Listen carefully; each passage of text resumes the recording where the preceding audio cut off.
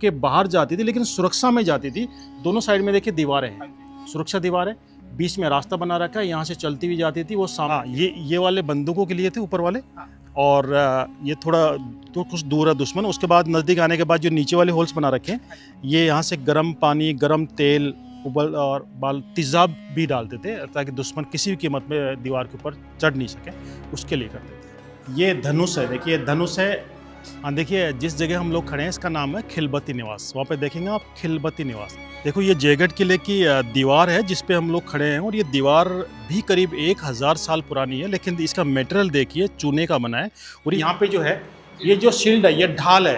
युद्ध में दोनों हाथों में, एक में ढाल एक में तलवार रखते थे। दुनिया की सबसे बड़ी तोप जे बाण आपके सामने, इसका नाम है जे बाण, और 4 किलोमीटर आगे तक है, और 4 किलोमीटर बाद लास्ट में जाके 1 किलोमीटर चौड़ाई है इसकी। और ये गोल जो बुर्ज है इसलिए बनाते थे ताकि दीवार के पास में अगर कोई दुश्मन है तो साइड से उनको देख के शूट कर सके। यहाँ से इस होल में से आप देखेंगे किले के दीवार वाला हिस्सा दिखाई देगा आपको। ये देखिए, ये काफ़ी कलात्मक तोपें हैं, ये सारी जयगढ़ फोर्ट में बनी है। और देखिए फर्शें, जब बंदूकों का आविष्कार नहीं हुआ था, तोपें नहीं होती थी, उस समय आमने सामने के लड़ाई युद्ध होते थे फर्शों से, कुल्हाड़ियों से, लाठियों से, पत्थरों से। देखिए जयगढ़ किले के अंदर ये काफ़ी ऐसे सीक्रेट रास्ते हैं जो पूरे फोर्ट के जितने प्लेसेस है, गार्डन है, डाइनिंग हॉल है, पोपेट थिएटर, उनको सबको जोड़ते हैं। देखिए हम पानी के तीसरे टैंक में जा रहे हैं हम लोग। लास्ट ईयर इसकी सफाई हुई थी, पानी बाहर निकाला था, पूरी रिपेयर करवाई थी, और अभी तक ये पूरा भरा नहीं है। टैंक के बॉटम के नीचे करीब 30 फुट गहराई पे खजाना था सेंटर के अंदर। यहाँ से इस टैंक का पूरा पानी बाहर निकाल के 1976 में इमरजेंसी टाइम में कवच है, हम कवच इसको हिंदी में बोलेंगे। ये लोहे का होता है, पैरों के लिए भी होता है, बॉडी के लिए होता है, सर के लिए होता है। ये सर का कवच है। ये पहनने के बाद सामने चेस्ट और पीठ पे लोहे के प्लेट लगाते थे। हाँ देखिए, ये देखिए तोपों के गोले हैं। देखिए जयगढ़ फोर्ट के अंदर हम उस पार्ट में आ गए जो जनाना के लिए बनाया था, लेडीज़ के लिए बनाया था। ये देखो, ये शुरू के अंदर जो हथगोले बनाए थे, ये पोटास है, पोटास जिससे बारूद बनती है, फटाके बनते हैं। उस समय युद्ध के मैदान में सब कुछ वेल प्लान होता था। ऐसी ऊंची जगह चुनते थे जहाँ पे नगाड़े रख के नगाड़ची बैठते थे। हाँ नमस्कार दोस्तों, हम लोग खड़े हैं जयपुर के किले जयगढ़ में।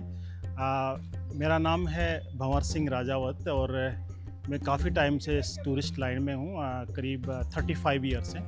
एज मेरी 55 प्लस है, और मैंने काफ़ी इतिहास के बारे में पढ़ा भी है, लोगों से सुना भी है, लेकिन इतिहास का कोई सीमा नहीं होती है। जितने लोगों से मिलते हैं या जितने बुक्स पढ़ते हैं तो कहीं न कहीं कुछ देखने को मिलता है। हालांकि मेरी तरफ से मैं प्रयास करता हूं कि मैं अच्छा बताने की कोशिश करूं, ज़्यादा बताने की कोशिश करूं, लेकिन फिर भी हो सकता है मुझसे भी कुछ त्रुटि हो जाए। तो मैं ये श्योर नहीं कह सकता कि मैं 100% सब कुछ जो है सटीक बोल रहा हूँ। सब तथ्य के ऊपर आधार है। एक ही चीज़ के कई राइटर होते हैं, कई लेखक होते हैं, हर लेखक की अलग अलग राय होती है। हो सकता है मैं किसी अलग लेखक की बुक पढ़ता हूँ। तो हम जयगढ़ किले में खड़े हैं, जयपुर के जयगढ़ किले में, जो बहुत पुराना किला है, लगभग 1000 साल पुराना किला है। 1000 साल पहले यहाँ के राजा काकिल देव थे। काकिल देव जो भगवान राम के लड़के कुश के वंशज थे। भगवान राम के 2 लड़के थे, लव और कुश। लव के वंशज थे Maharana Pratap, Bappa Rawal, Maharana Sanga, Maharaj of Nepal, Maharaj of Thailand, Maharaj of Sikkim, Maharaj of Japan, Chhatrapati Shivaji, king of Jodhpur, ये लव के वंशज थे। कुश के वंशज थे Maharaj of Jaipur, Maharaj of Jammu and Kashmir of Karan Singh, Maharaja Amethi of Bareilly UP, Maharaj of Kutch of Gujarat, ये कुश के वंशज थे। तो यहाँ के जो राजा थे कुश के वंशज थे। और जब राम के 2 पुत्रों में डिवाइड हुए, कुछ अयोध्या के रास्ते तक कुश के और लव को उत्तरी आर्यावर्त मिला। लव ने अपनी राजधानी जो आज का पाकिस्तान है, वहाँ पे लाहौर है, वो लव ने बसाया था। वो लव के वंशज थे बापा रावल, जो अपने समय के बहुत परमवीर योद्धा थे। कुश वंश में कुश का रास्ता तक हुआ अयोध्या के अंदर, और धीरे धीरे समय के साथ में उनका जनसंख्या का विस्तार होता गया। उनके अकॉर्डिंग फिर उनको रियासतें अलग अलग देते गए। तो धीरे धीरे यहाँ से वो लोग रोहतासगढ़ बिहार में पहुँचे, और उसके बाद में फिर वो लोग नरवर पहुँचे, ग्वालियर पहुँचे, और ग्वालियर से फिर धीरे धीरे राजस्थान की तरफ बढ़े। राजस्थान के अंदर 966 में सबसे पहले दौसा आए थे, और दौसा से फिर अरावली का रुख किया, और आमेर अपनी राजधानी रखी थी 1036 में। और 1036 में राजा काकिल देव ने इस किले की नींव रखी थी। तब से लेके आज तक, यानी 21 सेंचुरी तक रेगुलर एक डायनेस्टी के अंडर में रहा है ये फोर्ट। न कभी मुगलों के अंडर में था, न कभी ब्रिटिश के अंडर में था, और संयोग है अभी भी डेमोक्रेसी है, लेकिन आज भी उसी राज परिवार के अंडर में है जिसने इस किले को 1000 साल पहले बनाया था। इस बात का प्रतीक है। सामने आप देखेंगे वो झंडा, हालांकि अभी हवा नहीं है इसलिए स्पष्ट दिखाई नहीं दे रहा, लेकिन वहाँ पे आप देखेंगे थोड़ी देर बाद में जब हवा चलेगी तो इसमें 5 रंग दिखाई देंगे। ये पचरंगा झंडा है। ये 5 रंग का झंडा धर्म ध्वजा भी कहलाता है, क्योंकि राजा मानसिंह यहाँ के राजा थे 16वीं शताब्दी में। उन्होंने अपना यह झंडा रखा था अफगानिस्तान को जीतने के बाद। उस समय अफगानिस्तान 5 टुकड़ों में डिवाइड था, काबुल, कंधार, बलख, गजनी और तजाक। मानसिंह ने पांचों को परास्त किया। जो भी आक्रमणकारी हिंदुस्तान के ऊपर अटैक करने आते थे, वहाँ के लोग उनको धर्म के नाम पे हथियार मुहैया कराते थे, और जब हिंदुस्तान को लूट के वो लोग वापस जाते थे, आधा धन धर्म के नाम पे जमा करवाते थे। मानसिंह ने सबसे पहले वही काम किया, क्योंकि मानसिंह के दिल में वो दर्द था, मानसिंह के सीने में वो आग धधक रही थी, क्योंकि अलाउद्दीन खिलजी के टाइम में, मोहम्मद गौरी के टाइम में, गजनवी के टाइम में हिंदुस्तान के ऊपर काफ़ी अत्याचार किया गया था। मोहम्मद गजनवी ने 16 बार अटैक किया था सोमनाथ के ऊपर, कई लूटे, लेकिन फिर भी उनकी लूट की जो मंशा थी वो कभी पूरी नहीं हुई। जब बड़े बड़े अटैक करते थे, उसके बाद जब वो वापस लौटते थे, रास्ते के अंदर जितने भी कस्बे आते थे, गांव आते थे, वहाँ पे लूटते हुए निकलते थे। वहाँ पे जितने भी आदमी थे जो सामने होते थे या भागने की कोशिश करते, उनको मार डालते थे। और वहाँ पे जितनी भी लेडीज़ थी, औरतें थी, घरों को लूट लेते थे, उनको ज़बरदस्ती वहाँ से उठा के ले जाते थे। उनके साथ में दुराचार करते हुए जाते थे, जहाँ भी रात में पड़ा होता था। और उसके बाद में वो अफ़गानिस्तान में ले जाने के बाद भी फिर भी उनकी जो पैसे की जो भूख थी वो ख़त्म नहीं होती थी। रास्ते में चलते हुए कई औरतों, लड़कियों के कपड़े फट जाते थे, जूतियाँ टूट जाती थी, कई रास्ते में बीमार हो जाती थी, मर भी जाती थी। उसके बाद भी वहाँ ले जाके गजनी, अफ़गानिस्तान के अंदर गजनी नाम की एक जगह है, गजनी के अंदर एक 2 दिनार है। 2 दिनार अगर आप गूगल ऑन करके देखेंगे, 2 दिनार नाम की एक जगह है, जहाँ पे एक बड़ा चबूतरा है। वहाँ हिंदुस्तान की लड़कियों को, औरतों को वहाँ ले जाके 2 दिनार में, 2-2 दिनार में उनको नीलाम करते थे। ले लो हिंदुस्तानी लड़की, ले लो हिंदुस्तानी औरत, बीवी बनाओ, दासी बनाओ, कुछ भी बनाओ, 2-2 दिनार के अंदर। तो जब मानसिंह 16वीं शताब्दी में थे, ये घटना बता रहा हूँ मैं आपको 12वीं शताब्दी की, तो जब उन्होंने ये चीज़ें पढ़ी, लोगों से सुना, तो उनके दिल में दर्द था, उनके सीने में एक ज्वाला धधक रही थी कि मैं इसका बदला कैसे लूँ। उसके बाद जब मुग़ल आए, उस समय इंडिया के साउथ के अंदर लगभग पठानों का कब्जा हो चुका था, और धीरे धीरे पठान नॉर्थ की तरफ बढ़ रहे थे। उधर मुग़ल भी आ चुके थे। मुग़ल उस समय उनके पास नई टेक्निक आ गई थी, उनके पास बंदूकें, तोपें आ गई थी, तो वो लोग भी बहुत शक्तिशाली थे। तो मानसिंह ने मुग़लों का साथ लेके, ताकि हथियारों की टेक्नोलॉजी उनको मिले, और मुग़लों का साथ लेके और पहले पठानों, अफ़गानिस्तान के पठानों का सफाया किया। उसके बाद फिर अफ़गानिस्तान पर अटैक किया, और उसका बदला लेना था जो हिंदुस्तान के लेडीज़ के साथ में, औरतों के साथ में जो उन्होंने दुराचार किया था, उसका बदले की आग उनके सीने में धधक रही थी। तो वहाँ पे अटैक किया। 5 टुकड़ों में अफ़गानिस्तान डिवाइड था। 5 खूंखार कबीले थे, तजाक है, पठान है, वो लोग। लेकिन मानसिंह जब एक गए, सारे आपस में लड़ते थे, कभी एक नहीं, लेकिन मानसिंह का नाम सुनते ही सारे एक हो गए, क्योंकि मानसिंह की ताकत से वो वाकिफ़ थे। मानसिंह अफ़गानिस्तान के जब इंडिया का साउथ पार्ट पे कब्जा कर चुके थे, मार मार के उनको बुरी तरह से खदेड़ा था वहाँ से। तो जब मानसिंह वहाँ पे पहुँचे, सारे कबीले एक हो गए, सारे स्टेट के बादशाह एक हो गए, लेकिन मानसिंह ने 5 को एक साथ परास्त किया। एक साथ परास्त करने के बाद उनके 5 के झंडे मिलाए, उसको मिक्स किया, और उस विजय की याद में, उस विक्ट्री की याद में अपना झंडा चेंज करके पचरंगा झंडा रखा था। तब से 5 रंग का झंडा लगता आ रहा है। और उसके बाद में वो हरिद्वार के अंदर गए। हरिद्वार लगभग उजाड़ हो चुका था, मोहम्मद गजनवी ने उसको उजाड़ कर दिया था। वहाँ से उन्होंने हर की पौड़ी एक जगह बनाई, और वहाँ पे दोबारा से ला के सोरोजी से पंडित लाला के वहाँ पे बसाए थे, और धीरे धीरे वो लोग, आसपास के पंडित वहाँ पे आने लगे, पूजा के लोग वहाँ पे जाने लगे, और हरिद्वार वापस से बस गया था वहाँ पे। तो हरिद्वार के पंडितों ने उनको धर्म रक्षक माना था, और धर्म ध्वजा के रूप में पचरंगा झंडा स्वीकार किया था। तब से मंदिरों पे पचरंगा झंडा लगने लगा है। और ये पचरंगा झंडा अफगानिस्तान विजय की याद है। जब राजा जयपुर में होते हैं तो यहाँ पे डबल झंडे होते हैं, जयपुर से बाहर होते सिंगल झंडा होता है। अफगानिस्तान पे अटैक करने के बाद जब मान सिंह ने, वो दिल में वो आग धधक रही थी उनके, क्योंकि हमें कैसे बदला लेना है, तो वहाँ पे जितने भी लोग थे, लोग थे, खूंखार थे वो लोग, तो धीरे धीरे उनका सबका संहार किया उन्होंने।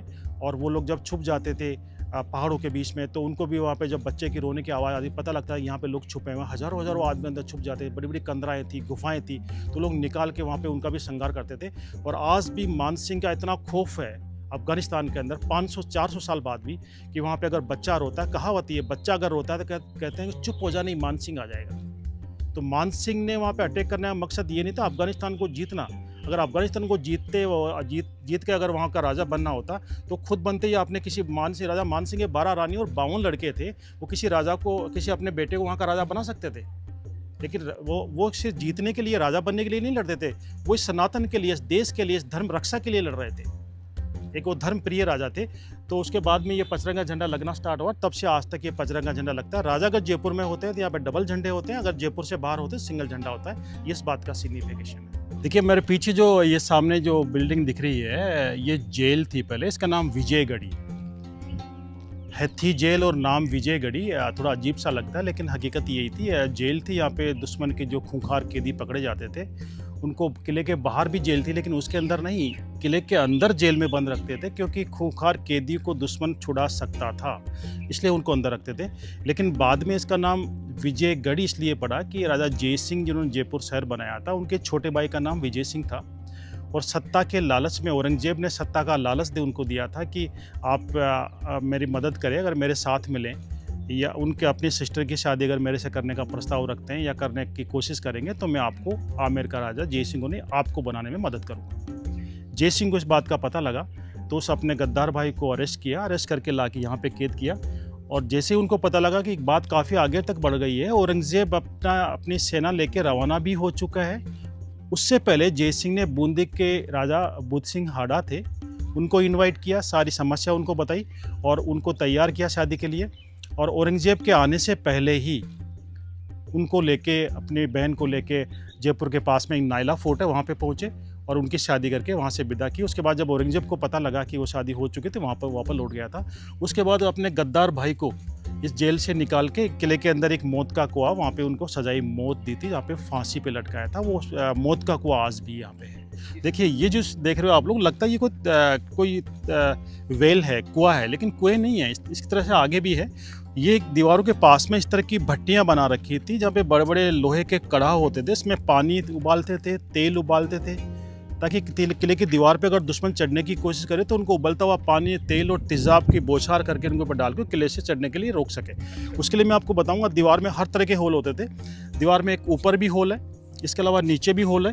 ये नीचे वाले जो होल्स है, इनमें से उबलता हुआ पानी, तेल और तेज़ाब डालते थे। अगर दुश्मन किले की दीवार पर चढ़ने की कोशिश करता था या दीवार के ऊपर रस्सा फेंक के या सीढ़ी लगा के, तो यहाँ से उबलता हुआ पानी और तेल डालते थे। और मैं थोड़ा आगे जाऊंगा, सामने आप देखेंगे जो बुर्ज है, गोल जो जगह होती है उसको बुर्ज बोलते हैं। बुर्ज में कुछ स्क्वायर बड़े होल बना रखे हैं, वो छोटी तोपों के लिए, यानी बंदूक की रेंज 500 मीटर या उससे आगे उसकी रेंज नहीं होती थी, इसलिए 500 मीटर से दुश्मन अगर ज़्यादा दूर है तो छोटी तोपें जो ये बड़े स्क्वायर होल बना रखे हैं यहाँ पे लगा के रखते थे, ताकि जहाँ पे बंदूक की रेंज ख़त्म होती है उससे आगे तोप से फायर कर सके। लगभग 5 किलोमीटर तक उनकी रेंज होती थी।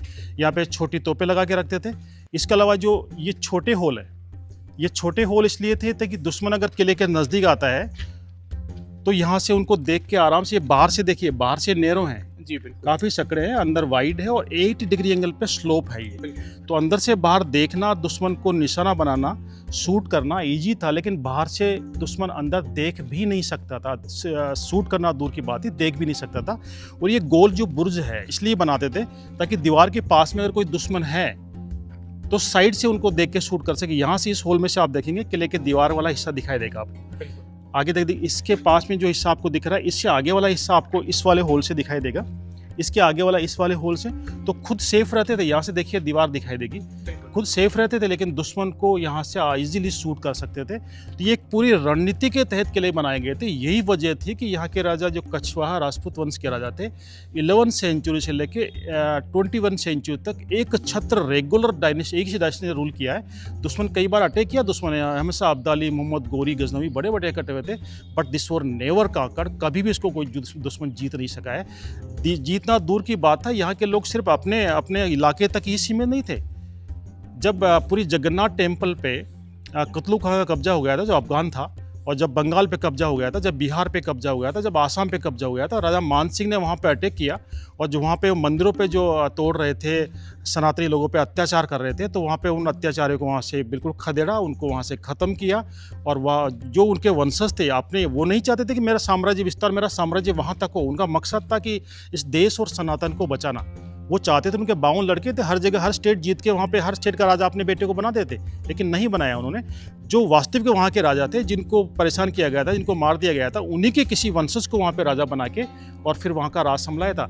जब उड़ीसा के ऊपर अटैक किया इन्होंने, जब कुतलू खां का वहाँ पे शासन था, कुतलू खां का शासन वहाँ पे अंत करके उसके, और जगन्नाथपुरी टेम्पल को उन्होंने तोड़ दिया था, तो टेम्पल को वापस पुनर्निर्माण करवा के मंदिर का शुद्धिकरण करके वापस मूर्ति प्रतिस्थापित करके, और वहाँ के जो वास्तविक राजा थे, जो बुर्जा के राजा थे, रामचंद्र जिनका नाम था, उनके वंशजों को वहाँ पे मंदिर का अधिकार दिया, उनके अधीन किया और पूजा करने का उनको अधिकार दिया। वहाँ पे आज भी पूरी जगन्नाथ टेम्पल में जो पूजा करने वाले हैं, राजा रामचंद्र जो जी के ही वंशज है, जो राजा मान सिंह उनको वहाँ पे प्रतिस्थापित करके आए थे। जो जगन्नाथपुरी में जो निकलती है रथ यात्रा, उन्हीं के वंशज निकालते। हाँ, ये वाले बंदूकों के लिए थे ऊपर वाले, और ये थोड़ा तो कुछ दूर है दुश्मन। उसके बाद नज़दीक आने के बाद जो नीचे वाले होल्स बना रखे हैं, ये यहाँ से गर्म पानी, गर्म तेल, उबल और बाल तेज़ाब भी डालते थे, ताकि दुश्मन किसी भी कीमत में दीवार के ऊपर चढ़ नहीं सके, उसके लिए करते थे। देखिए, जयगढ़ किले में लोग कहते हैं कि ये जयगढ़ किले में वहाँ पे एक सिर्फ तोप है, वो कुछ नहीं है, लेकिन कभी आप जयगढ़ किला अगर घूमने आए तो शायद अगर एक दिन का टाइम आपके पास हो तो उसमें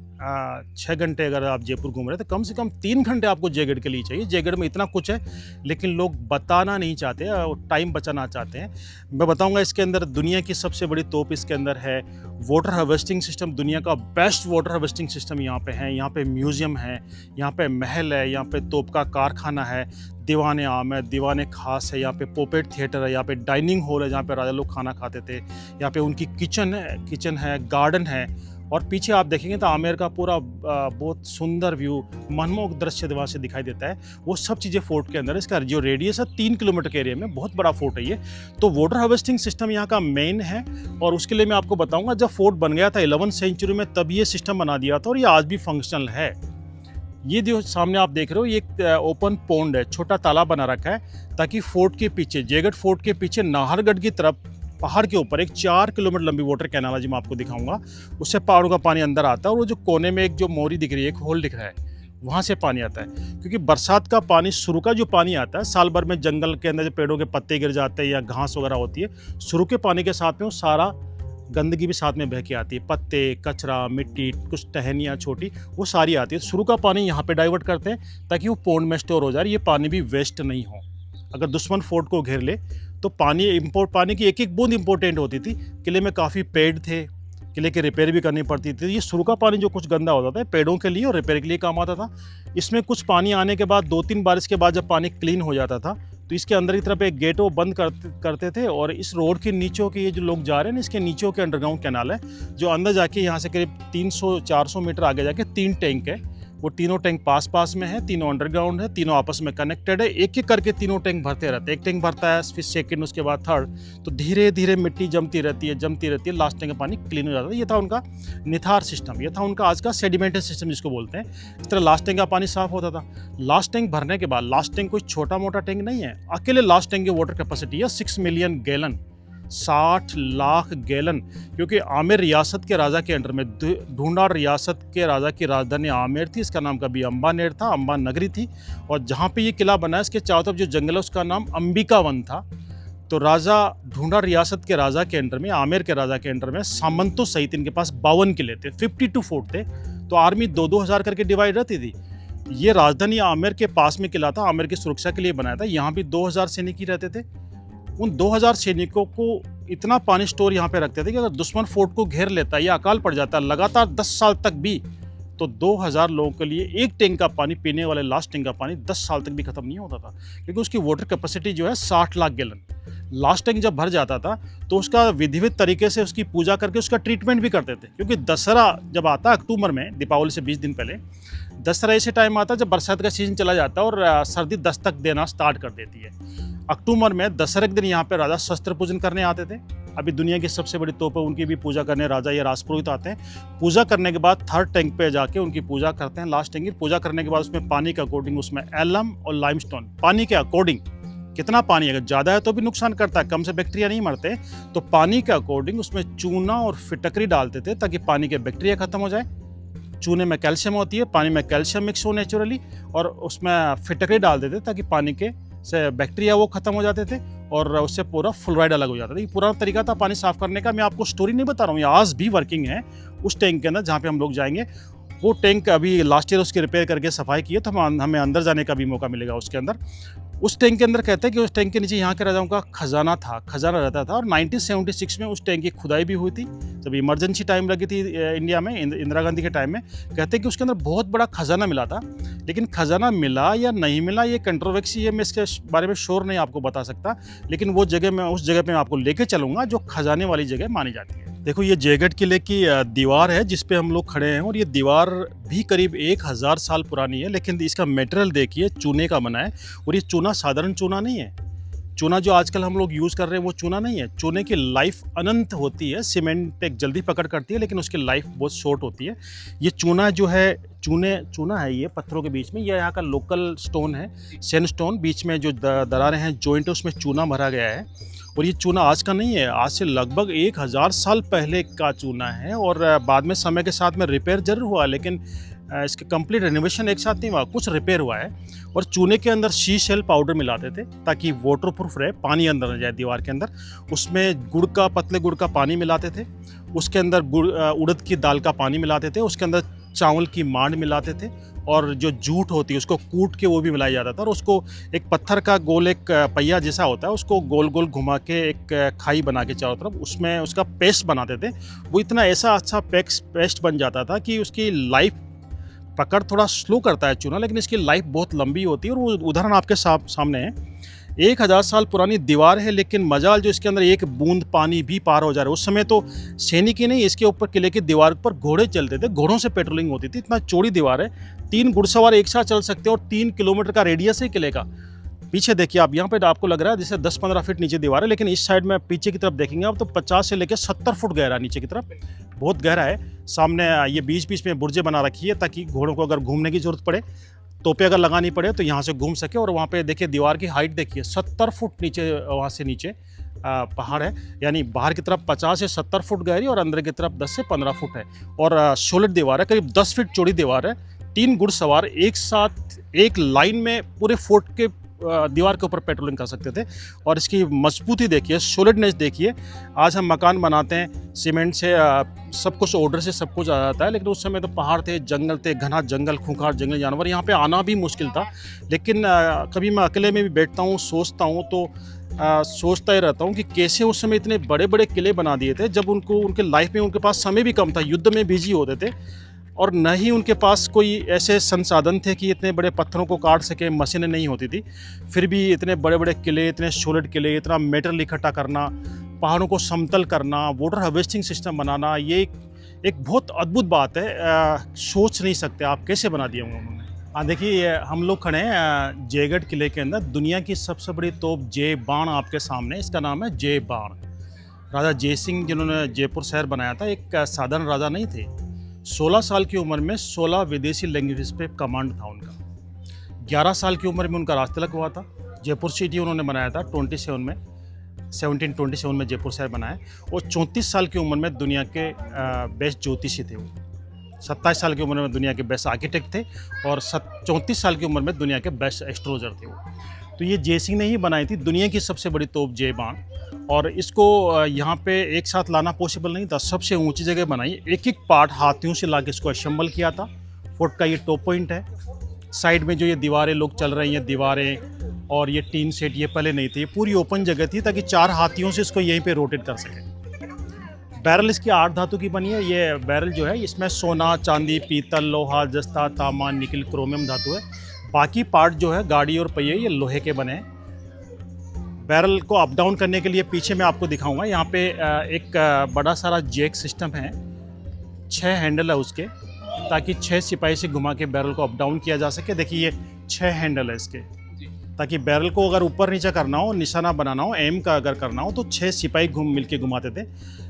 तोप की जो पहिए की हाइट है, आगे वाली पहिए की हाइट 9 फीट है। 9 फीट पहिए की हाइट है, मात्र हाइट है 9 फीट, जो हमारे एक रूम के बराबर है। पीछे वाले पहिए की जो हाइट है वो 4.5 फीट है। और इसको घुमाने के लिए 4 हाथी लगते थे।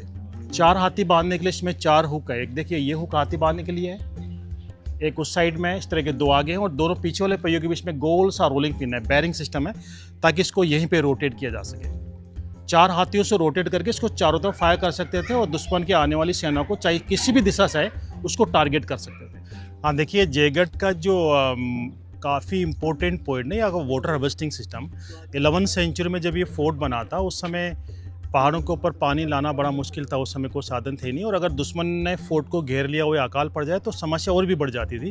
इसलिए पहले राजा काकिल देव ने पानी की इतनी सुदृढ़ व्यवस्था की थी कि कई सालों तक अकाल पड़ जाए या दुश्मन घेर ले, पानी की कमी नहीं आनी चाहिए। उसके लिए किला बनने के साथ में एक कैनाल बनाई थी, ये वो कैनाल है। देखिए अभी आपको ये नहीं लग रही है लेकिन हर साल इसमें पानी आता है बरसात का। अभी बरसात का मौसम है, अगर इस समय अगर बरसात होती तो आपको अभी भी पानी आता हुआ दिखाई देता। हर साल इसकी रिपेयर करते हैं, इसलिए ये वर्किंग है। इसको आप फॉलो करेंगे। जहाँ पे ये लेडीज़ वगैरह खड़ी है यहाँ पे देखिए जो कचरा सा पड़ा है, इसके नीचे जाली है ताकि पहाड़ों का पानी अंदर आए। वो जाली है, उसमें कचरा यहीं पे रुक जाए, फिर पानी अंडरग्राउंड कैनाल से अंदर आए। इसको आप फॉलो करेंगे तो करीब 200 मीटर तक ये एकदम सीधी कैनाल है जहाँ पे वो बाइक्स खड़ी है। लास्ट वाली बाइक है आगे वाली, उसके जस्ट लेफ्ट साइड में 2 पाइप लगा रखे हैं रोड के नीचे। उसके बाद में रोड के दोनों साइड में वॉल है, यहाँ से पेड़ों के झुरमुट से दिखाई नहीं दे रही वरना दोनों साइड में वॉल है। उसके बाद वो जो दोनों साइड में वॉल है वो फैलती हुई जाती है लाइक ए वी शेप। जैसे जैसे आगे जाएंगे वाइड होती जाती है और 4 किलोमीटर आगे तक है और 4 किलोमीटर बाद लास्ट में जाके 1 किलोमीटर चौड़ाई है इसकी, यानी 4 किलोमीटर लंबाई और लास्ट में 1 किलोमीटर चौड़ाई और वी शेप में है। उधर काफ़ी ऊंचाई है पहाड़ का, ढलान इधर है, तो बरसात जब होती है पहाड़ियों का पानी अंदर आके जाली से अंदर जाता है, कचरा यहाँ पे रुक जाता है। यहाँ पे से अंदर आने के बाद एक बार जिग जाएगा, एक बार 10 फीट का ढलान है, फिर 5 फीट ऊंचाई है, ताकि 5 फीट पानी स्टोर होगा। स्टोर होने से जो हैवी डर्टी है वो पानी में नीचे बैठ जाएगी और फ्लाइट डर्टी और पत्ते पानी आगे चलेंगे। आगे जाने के बाद वो कैनाल 2 पार्ट में डिवाइड होती है। राइट साइड में एक पोंड है जो अभी दिखाऊंगा मैं आपको, तो गंदा पानी पोंड में डाइवर्ट करते हैं, शुरू का पानी साफ आता है तो आगे डाइवर्ट करते हैं और अंदर जाके 3 टैंक आते हैं और एक एक करके तीनों टैंक भरते रहते हैं। मिट्टी जमती रहती है, पानी साफ हो जाता है और फिर उसमें एल्लम और लाइमस्टोन डाल के पानी को साफ करते थे और साफ करते हैं अभी भी। मैं आपको कहानी नहीं सुना रहा हूँ, ये वर्किंग है। जयगढ़ फोर्ट में आज भी करीब 30-40 फैमिलीज रह रही हैं। यहाँ के केयर टेकर है, यहाँ का स्टाफ सर्वेंट है, जयपुर के राजा की स्टाफ सर्वेंट फैमिली है, वो लोग रहते हैं और आज भी उन टैंकों का पानी बाथिंग क्लोथिंग के लिए भी, लास्ट टैंक का पानी तो आज भी यूज़ कर रहे हैं पीने के लिए। जब तक उसका ट्रीटमेंट नहीं हो रहा है, नया पानी आ चुका है तो अभी कुछ पानी में मिट्टी घुली हुई है तो अभी तक पानी यूज़ कर रहे हैं वो आरओ एक्वागार्ड से फिल्टर करके। लेकिन जो ही उसके अंदर एल्लम और लाइमस्टोन डालेंगे फिर उसमें आरओ एक्वागार्ड से फिल्टर नहीं करेंगे, वो डायरेक्ट पिएंगे, क्योंकि आरओ एक्वागार्ड से जो पानी फिल्टर होता है, फिल्टर होने के साथ में उसके मिनरल निकल जाते हैं। पानी तो साफ़ होता है लेकिन मिनरल भी साफ़ हो जाते हैं। और नेचुरल जो फिल्टर सिस्टम था एल्लम और लाइमस्टोन डालने का, उससे पानी साफ़ होता है। पानी में नेचुरल कैल्शियम मिक्स होती थी, पानी से बैक्टीरिया खत्म होते थे और 100% मिनरल होते थे। आज हमारे आरओ एक्वागार्ड से पानी पीने की वजह से पानी तो साफ़ पी रहे हैं लेकिन उसके मिनरल हमें नहीं मिल पा रहे। कुछ मिनरल्स हमें पानी से मिलते हैं, कुछ हवा से मिलते हैं। उसकी वजह से हमारी इम्यूनिटी काफ़ी डाउन होते जा रही है। मौसम भी चेंज होता है तो वो भी हमारी बॉडी सहन नहीं कर सकती, लोग बीमार होते जा रहे हैं और एज कम होती जा रही है। पुराना नेचुरल सिस्टम आज भी फॉलो कर रही है, वर्किंग है। मैं कहानी नहीं सुना रहा हूँ, आपको बताऊँगा मैं आपको पानी के टैंक के जहाँ पे। हाँ देखिए, वो वाटर हार्वेस्टिंग सिस्टम जो वाला सेकंड पार्ट जो है, पहला पार्ट है पहाड़ों से पानी अंदर आता है, जाली से अंदर आने के बाद वो दीवार तक तो ढलान है, दीवार तक 10 फीट का स्लोप है। स्लोप से पानी एकदम तेज़ी से आता है और फिर वापस इस बॉटम की ऊंचाई कर दी उस गेट तक 5 फीट। 5 फीट बॉटम ऊंचाई करने से 5 फीट पानी पहले, देखिए ये जो काले काली दीवार पे निशान है, यहाँ तक पानी पहले स्टोर होता है ताकि जो भारी चीज़ हो, जो कंकड़ पत्थर या भारी चीज़ मिट्टी हो, वो नीचे बैठती रहे और फ्लाई डर्टी और पानी आगे चलेगा। आगे आने के बाद देखिए ये जिग गए, पानी एक साफ़ करने का एक सिस्टम था मिट्टी रोकने का, तो देखिए काफ़ी मिट्टी रुकी है। उसके बाद पानी आता है यहाँ पे। जब बारिश स्टार्ट होती है, अब तो 4-5 बारिश हो चुकी है, जब बारिश स्टार्ट होती है तो पहला पानी काफ़ी गंदा आता है, कचरा पत्ते मिट्टी तिनके वगैरह। तो ये जो गेट है देखिए, इस गेट को लेफ़्ट को बंद करते हैं, लेफ़्ट को बंद करके ऊपर होल है उसको एक पैक कर देते हैं ताकि पानी उधर नहीं जाता है, पानी टकरा के राइट को डाइवर्ट होता है। राइट में अभी ये ओपन पोर्ट देखा था आपने, पहला पानी गंदा पानी 2-3 बारिश का उधर डाइवर्ट करते हैं जब तक कचरा आता है, ताकि वो पानी भी वेस्ट नहीं हो, पेड़ों में डालना हो या किले की रिपेयर करना हो, कंस्ट्रक्शन करना हो, वो काम आता था। जो ही पानी साफ आने लगता है तो उसी गेट को उधर से खोल के राइट को बंद कर देते हैं। अभी बंद किया, बंद करके ये लकड़ी का डंडा लगा हुआ ना, उसको पैक कर देते हैं, उसको खुलता नहीं है। फिर पानी सीधा आगे जाता है। देखिए इसकी हाइट, ये गोल है ना, गुंबद जैसा बना हुआ है, यहाँ तक हाइट है, करीब 5.5 फीट ऊंची ये कैनाल है। यहाँ से पानी सीधा आगे जाता है, यहाँ से लगभग 300 मीटर आगे ये कैनाल ओपन होती है, वहाँ से 200 मीटर फिर ओपन रहती है। यानी 500 मीटर आगे जाने के बाद 300 + 200 500 मीटर आगे जाने के बाद 3 पानी के टैंक आते हैं पहला टैंक ऊपर से ओपन है, 40 फीट डीप है, उसमें स्टोर होता है। जब तक 40 फुट तक टैंक भरता है, मिट्टी जम जाती है, फिर अगले टैंक में, उसके बाद थर्ड टैंक में। तो वो चीज़ मैं वहीं जाके बताऊंगा आपको। देखो अंडरग्राउंड कैनाल जो आ रही थी वहाँ से ओपन पौंड भरने के बाद में 300 मीटर अंडरग्राउंड कैनाल आने के बाद में यहाँ से ओपन होती है। 300 मीटर अंडरग्राउंड है, उसके बाद किले के अंदर फिर ये 200 मीटर ओपन कैनाल है। इसकी गहराई लगभग 5.5 फीट है, चौड़ाई 4 फीट है। यहाँ से पानी आ गया था। अभी बारिश नहीं हो रही है, बारिश का सीजन है, लेकिन अगर बारिश अभी होती तो अभी भी आपको पानी आता हुआ दिखाई देता है यहाँ पे। और यहाँ से करीब 100 मीटर आगे बाद में एक छोटा हौद बना रखा है, ताकि कैनाल के अंदर भी कोई कचरा हो, पत्ते वगैरह हो, कोई पत्थर वगैरह हो, तो उस हौद में रुक जाएगा। फिर वहाँ से थोड़ा पानी स्टोर होता है, फिर उसके बाद 100 मीटर फिर आगे जाता है, यानी 200 मीटर बाद में यहाँ से 3 टैंक आते हैं। वो टैंक मैं आपको दिखाऊंगा। पहला टैंक ओपन है, उसके बाद दूसरा कवर्ड है, तीसरा भी कवर्ड है। 100 मीटर ओपन कैनाल यहाँ पे आने के बाद एक छोटा हौद बना रखा, ताकि कैनाल में भी कोई पत्थर हो, मिट्टी हो, तो यहाँ पे वो रुकेगा, थोड़ा पानी स्टोर होगा, उसके बाद आगे बढ़ेगा। अगर बारिश शुरू में ही आ जाती है, टैंक में थोड़ा पानी है, तो यहाँ पे इसको बंद रखेंगे और पानी को इधर डायरेक्ट डाइवर्ट करेंगे। अंदर जाके 3 टैंक आएंगे और एक एक करके टैंक भर जाते हैं। बाय द वे, अगर बारिश कम हो रही है या बारिश का सीज़न जाने वाला है और टैंकों में पानी कम है, तो दूसरा ऑप्शन भी था, ये जो गेट सिस्टम है, इस गेट को इधर राइट को बंद कर देते और पानी डायरेक्ट भी तीसरे टैंक में जा सकता था। ये दोनों ऑप्शन थे। तो अभी सिस्टम ये है कि ये टैंक ये बंद रहता है रास्ता और पानी सीधा आगे जाता है। यहाँ से 100 मीटर आगे बाद में पहला टैंक आएगा जो ऊपर से ओपन है, जो मैं आपको दिखाने जा रहा हूँ। उसके बाद एक एक करके टैंक भर जाते हैं। देखो यहाँ पे आने के बाद 3 टैंक में से पहला टैंक स्टार्ट होता है। पहला टैंक मैं आपको दिखा रहा हूँ। बारिश स्टार्ट हुए करीब 20-25 दिन हो गए और कुछ हद तक पानी इसमें आ चुका है। यहाँ पे आप आएंगे, आप इधर से दिखाएंगे तो ये जो टैंक है ये ऊपर से ओपन है और ये पहला टैंक है, लगभग 40 फुट। अगर आप जूम करेंगे तो सामने देखिए 4 पाइप है, इसमें कबूतर बैठे हुए। इतने पुराने टैंक है कि उस समय पाइप भी नहीं होते थे, प्लास्टिक या लोहे के पाइप। पत्थर लगा के पत्थर में होल किया, उसके बाद मिट्टी के सकोरों को जोड़ जोड़ के पाइपलाइन बनाई है और उसके अंदर मिट्टी की ही छोटी छोटी टिकड़ियाँ हैं जिसको छनने के लिए जालियाँ बना रखी है। और जो पाइप है सामने, इस पाइप से जो इसकी बॉटम है टैंक की, वो 40 फुट गहरी है, यानी 40 फुट तक लगभग भरने वाला है। करीब 39 फीट पानी इसमें आ चुका है और जो ही थोड़ा पानी और आएगा, इसमें जो मिट्टी थी वो घुल के आई थी यहाँ पे, वो धीरे धीरे नीचे बैठ चुकी है और पाइप से पानी अगले टैंक में निथर के आगे बढ़ेगा। कुछ पानी उसमें स्टोर होगा, जब तक वो दूसरा वाला टैंक भरेगा वो 52 फुट गहरा है, उसमें भी कुछ मिट्टी होगी, वो धीरे धीरे बैठती रहेगी। और ये सेम निथार सिस्टम, सेडिमेंट सिस्टम सेकंड से थर्ड टैंक में है, यानी पहला टैंक भरेगा 40 फुट, उसके बाद 52 वाला सेकंड भरेगा, उसके बाद लास्ट टैंक में आएगा। तो तीसरे टैंक तक आते आते पानी में मिट्टी लगभग बिल्कुल भी नहीं आती थी। और लास्ट टैंक काफ़ी बड़ा भी है, साइज़ देखिए लास्ट टैंक, ये पूरा पानी का टैंक है, पूरा कवर्ड है, जिसपे यह लड़का चल रहा है। बहुत बड़ा टैंक है, 158 फीट लंबाई है टैंक की, 138 फीट ये वाइड है, 40 फीट डीप। और साइड में देखिए इसमें काफ़ी विंडो है। लास्ट टैंक में विंडो और में नहीं है, क्योंकि लास्ट टैंक का पानी पीने के लिए काम आता था, इसलिए इसमें विंडो बनाई है ताकि वेंटिलेशन हो सके। वेंटिलेशन से पानी ठंडा भी होता है। वेंटिलेशन अगर होगा तो ऑक्सीजन भी अंदर जाएगी, पानी में बैक्टीरिया होने की संभावना भी कम रहेगी। प्लस इसके सेंटर में देखिए ऊपर जो गोल से एक जगह है, उसके ऊपर एक विंडो है।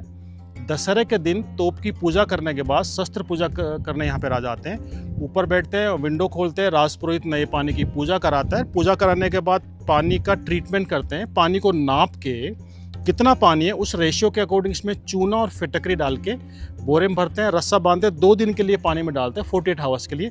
पूरा उसमें चूना घुल जाता है और फिटकरी, उसके बाद में पानी एकदम साफ़ हो जाता है और वो पानी हेल्दी भी होता था। ये पुराना सिस्टम आज भी फॉलो कर रहे हैं और आज भी किले में काफ़ी लोग रहते हैं यहाँ पे। इसका पानी यूज़ किया जाता है। इसकी छत का पानी भी डायरेक्ट भी अंदर जाता है। अभी बारिश हो चुकी है इसलिए कुछ पानी डायरेक्ट इसमें मिक्स हुआ है, इसलिए पानी अभी इतना क्लीन नहीं है, लेकिन इसका पानी यूज़ कर रहे हैं पीने के लिए अभी भी। लेकिन जब तक इसमें चूना फिटकरी डाल के इसका ट्रीटमेंट नहीं कर देंगे, जब तक ये आरओ एक्वागार्ड से फिल्टर किया जा रहा है पानी पीने के लिए, और उसके बाद चूना फिटकरी डालने के बाद डायरेक्ट पानी को यूज़ करेंगे, वो एकदम क्लीन पानी रहेगा। और 6 मिलियन गैलन कैपेसिटी इस टैंक की। इसके अंदर जाके मैं आपको दिखाऊंगा, और कहते कि इसके अंदर खजाना भी था, वो अंदर हम लोग जाके जाएंगे अभी। देखिए ये सेकंड टैंक है, फर्स्ट टैंक ओपन मैंने आपको दिखाया था, ये सेकंड टैंक कवर्ड है, छोटा सा दिख रहा है, चबूतरे जैसे लग रहा है, लेकिन ये पानी के टैंक की छत है और ये काफ़ी गहरा है, 52 फीट डीप है अंदर। और इसकी छत में 3 एक लाइन में होल्स है, फिर 3 है और 3 यानी 9 होल्स है। ढक्कन होते थे पत्थर वाले, कड़े वाले, ढक्कन हटा के रस्सी बाल्टी से पानी निकाल के एनिमल्स को पिलाते थे। और फर्स्ट टैंक का बाथिंग क्लॉथिंग के लिए, सेकेंड टैंक का फॉर ड्रंक फॉर एनिमल्स और लास्ट टैंक का ह्यूमन के लिए, आदमियों के पीने काम आता था। और कहते हैं कि इस टैंक के नीचे भी सिक्के थे, सोने और चांदी के सिक्के थे, इसके अंदर भी खजाना था। उस खजाने को राजा जय सिंह टू ने, सवाई जय सिंह ने वो पैसा निकाल के उसी पैसे से जयपुर शहर बनाया था और नाहरगढ़ फोर्ट बनाया था।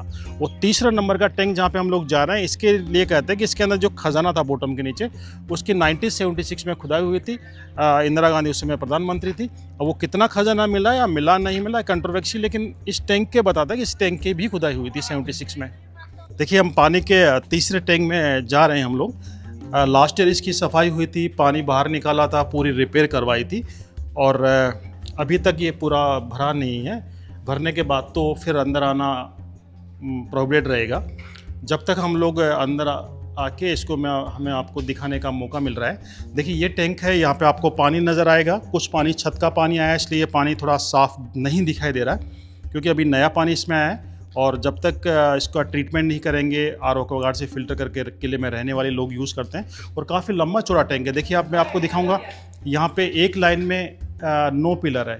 लंबाई काफ़ी है इसकी, 158 फीट टैंक की लंबाई है, 138 फीट टैंक वाइड है और इसके अंदर 81 पिलर है। एक लाइन में 9 पिलर हैं। देखिए ये पिलर्स हैं, बड़े बड़े पिलर हैं। एक लाइन में 9 पिलर है और इस तरह की 9 लाइन्स है, यानी 81 पिलर है। ये टैंक भी है और वास्तु के हिसाब से टैंक बना है, क्योंकि वास्तु में 9 जो होता है, 9 का आंकड़ा जो होता है उसको शुभ मानते हैं, क्योंकि प्रकृति ने, नेचर ने हमें 9 ग्रह दिए हैं, 27 नक्षत्र दिए हैं। 27 को भी कैलकुलेट करेंगे, 2 + 7 9 होता है।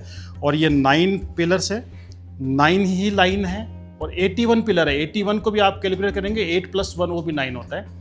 और लास्ट ईयर इसकी पूरा पानी बाहर निकाल के पूरी सफाई की थी। सफाई करने के बाद ये जो काला काला निशान है, यहाँ तक मिट्टी आ गई थी। देखिए इतनी मिट्टी आ गई थी। 300 साल बाद इसकी सफाई हुई थी और इसकी पूरी तरह से रिपेयर की गई है। रिपेयर के अंदर वही पुराना मेटेरियल, चूना, फिटकरी, चूने के अंदर सीशेल पाउडर और गुड़ का पतला, गुड़ का पानी, उड़द की दाल का पानी, चावल का मांड, जूट, ये सब मिलाया ताकि लॉन्ग लाइफ रहे। और पूरी नेचुरल तरीके से इसकी रिपेयर करवाई है और लाइट भी फिट की है। और कहते हैं कि इसके अंदर 40 फुट गहरा पानी का टैंक है और 40 फुट टैंक के बॉटम के नीचे करीब 30 फुट गहराई पे खजाना था सेंटर के अंदर। यहाँ से इस टैंक का पूरा पानी बाहर निकाल के 1976 में इमरजेंसी टाइम में, इंदिरा गांधी के समय में, इसका पानी बाहर निकाल के बॉटम की तोड़ के खुदाई की गई थी। अब उनके अनुसार तो इसमें कुछ नहीं मिला, लेकिन लोकल जो यहाँ के लोग बोलते हैं इसमें खजाना था, लेकिन उन्होंने इसको डिक्लेयर नहीं किया। अब ये कहाँ तक सत्य है, कौन सत्य बोल रहा है, ये मैं इसके बारे में नहीं कह सकता। लेकिन इसके अंदर खुदाई हुई थी 76 में और बाद में इसकी रिपेयर करवाई गई है। इसके बारे में बाहर बोर्ड भी लगे, बोर्ड के अंदर लिखे हैं इसमें खुदाई तो हुई थी लेकिन नहीं मिला। वो बोर्ड मैं आपको बाहर दिखाऊंगा। देखिए यहाँ पे जो बोर्ड लगे हैं इसमें लिखा है कि भारत सरकार द्वारा 1976 में इमरजेंसी टाइम में इसकी खुदाई की गई थी, लेकिन बोर्ड में लिखा है, यहाँ पे नहीं मिला था। यहाँ पे आप थोड़ा नज़दीक आएंगे, थोड़ा जूम करेंगे तो मैं आपको दिखाऊंगा। देखिए इसमें लिखा है भारत सरकार द्वारा 1976 में खजाने की तलाश में इसका पानी खाली करके दीवारों तथा फर्श की खुदाई की गई थी। इसके ठीक पीछे दाईं ओर छोटा टाँका है जो 69 फीट लंबा, 52 फीट गहरा, चौड़ा और 52 फीट गहरा है। इसकी छत में 9 सुरंग है, 9 होल है जो मैंने आपको दिखाए थे। और प्रत्येक होल के नीचे एक कमरा है। इनमें जो खजाना था, महाराजा मान सिंह द्वितीय द्वारा इस खजाने के धन से का उपयोग सन 1726 में जयपुर शहर बनाने में किया गया था। और 1976 में इस टाँके का पानी निकालकर खजाने की तलाश की गई थी। वो तीसरा टैंक है, लेकिन इसमें लिखा है इसमें खुदाई के अंदर कुछ नहीं मिला। लेकिन कहते हैं लोग, ये इसके पॉलिटिक्स से जुड़ा हुआ मसला है तो हम इसके बारे में ज़्यादा नहीं बता सकते, लेकिन कहते हैं कि लोग बताते हैं कि यहाँ पे खजाना मिला था। हाँ देखिए ये जो रास्ता है जो अभी पक्के पत्थर लगा रखे हैं, ये राजा जय सिंह ने करवाया था। उस समय पहले कच्चा होता था। जब तोप को वहाँ पे लेके गए, तोप काफ़ी भारी भरकम है, 50 टन, 50,000 किलो वजन है उसका ऊपर। तो उसको ले जाने से पहले यहाँ पे पूरा पत्थर जमा के पक्का रास्ता बनाया था और तोप के एक एक पार्ट ले जाके हाथियों से असेंबल किया था। ये जो रास्ते होते थे, देखिए ये जो रैम के जैसी बना रखी है घोड़ों के लिए। किले की दीवार इतनी चौड़ी है, 10 फीट चौड़ी दीवार की, घोड़े आराम से ऊपर पेट्रोलिंग कर सकते थे, पैदल सैनिक भी पेट्रोलिंग करते थे। तो उनके चढ़ने उतरने के लिए रास्ते बने, जिग टाइप बना रखे ताकि उनके जो घोड़े के जो पैर है, खुर है, वो फिसले नहीं। और ये रास्ता भी उनके लिए, घोड़ों के लिए भी था। और तोप को एक एक पार्ट भी इधर से लेके गए थे। ये उस समय के रास्ते होते थे यहाँ पे। हाँ देखिए, जहाँ पे हम लोग खड़े हैं ये जयगढ़ फोर्ट में बारूद के गोदाम थे, क्योंकि जयपुर में 4 किले थे। कोई रहने के लिए था, कोई आर्मी के लिए, डिफेंस के लिए। कैपिटल आमेर थी उनकी। आमेर में जो फोर्ट बोलते हैं, आमेर फोर्ट, वो उनका पैलेस था, महल था। वहाँ पे राजा लोग रहते थे। उनके कुछ गार्ड्स रहते थे, सुरक्षा गार्ड। बाकी वो फैमिली के रहने के लिए महल था, किला नहीं था। आमेर वो द पैलेस ओनली। और आमेर के जस्ट पीछे पहाड़ के टॉप पे ये किला जयगढ़ बनाया था, ताकि आमेर को प्रोटेक्ट कर सकें। यहाँ से आमेर और दूर दूर का इलाका दिखाई देता है। और इसके अंदर कुछ इंपॉर्टेंट चीज़ें रखते थे, जैसे पानी का स्टोर रखते थे, पानी, खाना, गोला बारूद और खजाने का स्टोर रखते थे। तो स्टोर कहाँ रखते थे बारूद गोले का? देखिए, फोर्ट की दीवारों के पास में नज़दीक, ताकि लड़ाई के टाइम में कम से कम समय लगे पहुँचाने में दीवार के ऊपर। इसलिए ये देखिए, ये दीवार, ये 2 गेट दिख रहे हैं, ये दोनों बारूद के गोदाम है। इसमें आप देखेंगे करीब रोड लेवल से 5 फीट गहरे हैं। और इसमें बारूद और गोले रखे होते थे। और उस साइड में कोने में देखिए 3 गेट वहाँ पे दिखाई दे रहे हैं, वो भी स्टोरेज गोडाउन थे, वो वाले 3 गेट। और एक जो गेट से पहले राइट साइड में येलो बिल्डिंग दिख रही है, वहाँ पे भी 3 गेट है, 3 गोदाम। उस अपोजिट साइड में गेट है। इस पार्ट में ये 3 जगह गोदाम है। ये हर पार्ट में अलग अलग, किसी में 2 गोदाम है, किसी में 4 गोदाम है। दीवार के पास में गोडाउन बना रखे थे, ताकि लड़ाई के टाइम में कम से कम समय लगे दीवार पे पहुंचाने में मटेरियल। तो उसके लिए स्टोरेज गोडाउन थे। हाँ देखिए, हम जयगढ़ किले के उस जगह खड़े हैं जहाँ पे आर्म्स और वेपन्स का म्यूजियम है। एक छोटा म्यूजियम है, हालांकि मेन आर्म्स और वेपन्स किंग ऑफ जयपुर ने सिटी प्लेस के अंदर शिफ्ट किया है। ये छोटा आर्म्स वेपन्स है, लेकिन इसमें काफ़ी पुराने आर्म्स वेपन्स हैं। जिसमें आपके सामने ये भी है बिगुल। देखिए, बिगुल बोलते हैं जो युद्ध में एक यंत्र बजाया जाता है, उसको रणभेरी भी बोलते हैं। अगर उसको उर्दू में बोलेंगे तो बिगुल कहेंगे, और अपनी भाषा में अगर बोलेंगे, अपने हिंदुस्तानी भाषा में, तो उसको रणभेरी बोलते हैं, यानी रण का ऐलान, युद्ध का ऐलान। तो उसमें 2 पार्ट होते हैं, एक बाकिया होता है जो बांका होता है, और एक होता है धूसा। दोनों मिला के इसको रणभेरी बोलते हैं। और युद्ध में जब जाते थे, युद्ध स्टार्ट होता था, उससे पहले बिगुल बजाई जाती थी। बिगुल की आवाज़ के बाद में युद्ध स्टार्ट होता था, धर्म युद्ध होता था, धोखा नहीं होता था। और शाम को दिन अस्त होने के बाद में दोबारा बिगुल बजाते थे और युद्ध बंद हो जाता था। और जितने भी युद्ध में आर्म्स और वेपन लेके जाते थे, उनकी सबकी पूजा होती थी। तो आपके सामने देखिए पूजा के निशान है, इनकी भी पूजा हुई होगी, ये भी युद्ध में गए होंगे।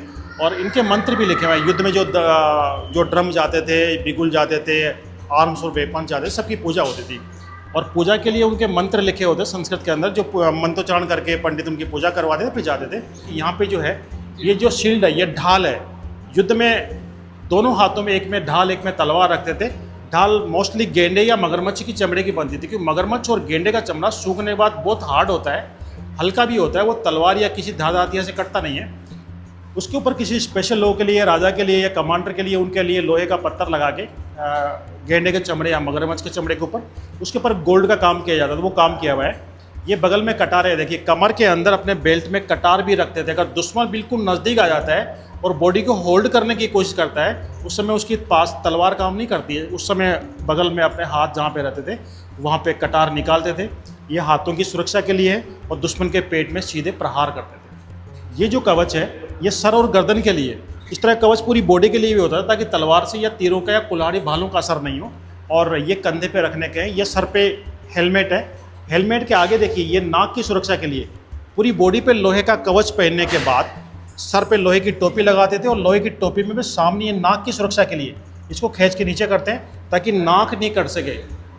दुश्मन लगातार, अगर लड़ाई हो रही है, अगर आदमी बच भी रहा है, वो मर नहीं रहा है, लेकिन उसकी अगर नाक कट गई तो उसकी पूरी इज्जत चली जाती है। इसलिए नाक की सुरक्षा के लिए स्पेशल इस तरह की टोपी बनाते थे।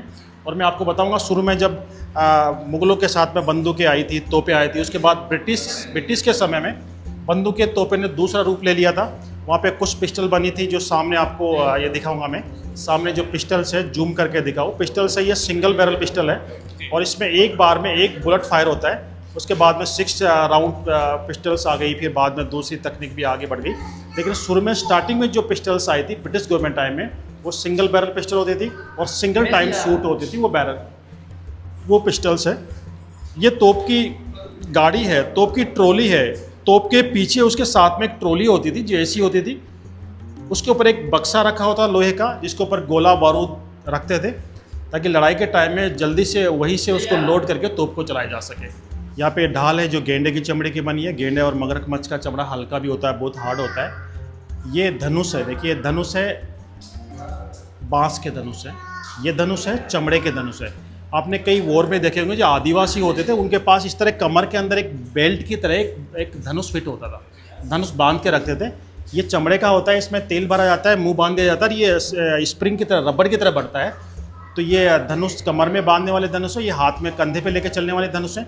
और ये देखिए 2 तरह के बाण है यहाँ पे, एक चंद्र बाण है, इसका जो आगे से मुंह बना रखा है चंद्रमा की तरह, जो सीधा महाभारत और रामायण में आपने देखा सीधा गर्दन को टागे करते थे, गर्दन कट के अलग हो जाती थी।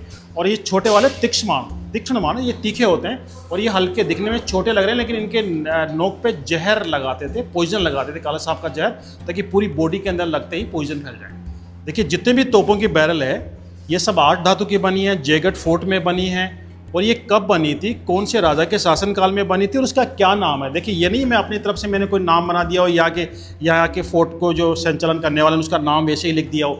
मैं आपको पास में आने के बाद दिखाऊंगा। इस तोप के ऊपर बाकायदा जब ये बनी थी उस समय की ये खुदा हुआ है। देखिए यहाँ पे लिखा है आमेर, ये आमेर लिखा है, आमेर में बनी थी, आमेर रियासत की तोप है, बिणजार इसका नाम है। और विक्रम संमत सन 1656 लिखा हुआ है, यानी ये सम्मत है, विक्रम सम्मत है।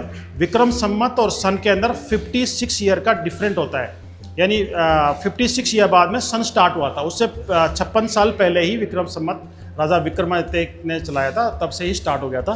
तो यहाँ पे विक्रम सम्मत लिखा हुआ है, न कि सन लिखा है। दूसरा मैं आपको दिखाऊंगा, ये जो कवच है, हम कवच इसको हिंदी में बोलेंगे, ये लोहे का होता है, पैरों के लिए भी होता है, बॉडी के लिए होता है, सर के लिए होता है। ये सर का कवच है, ये पहनने के बाद सामने चेस्ट और पीठ पे लोहे के प्लेट लगाते थे, साइड से जंजीर से बांधे ताकि किसी धारदार हथियार का असर नहीं हो।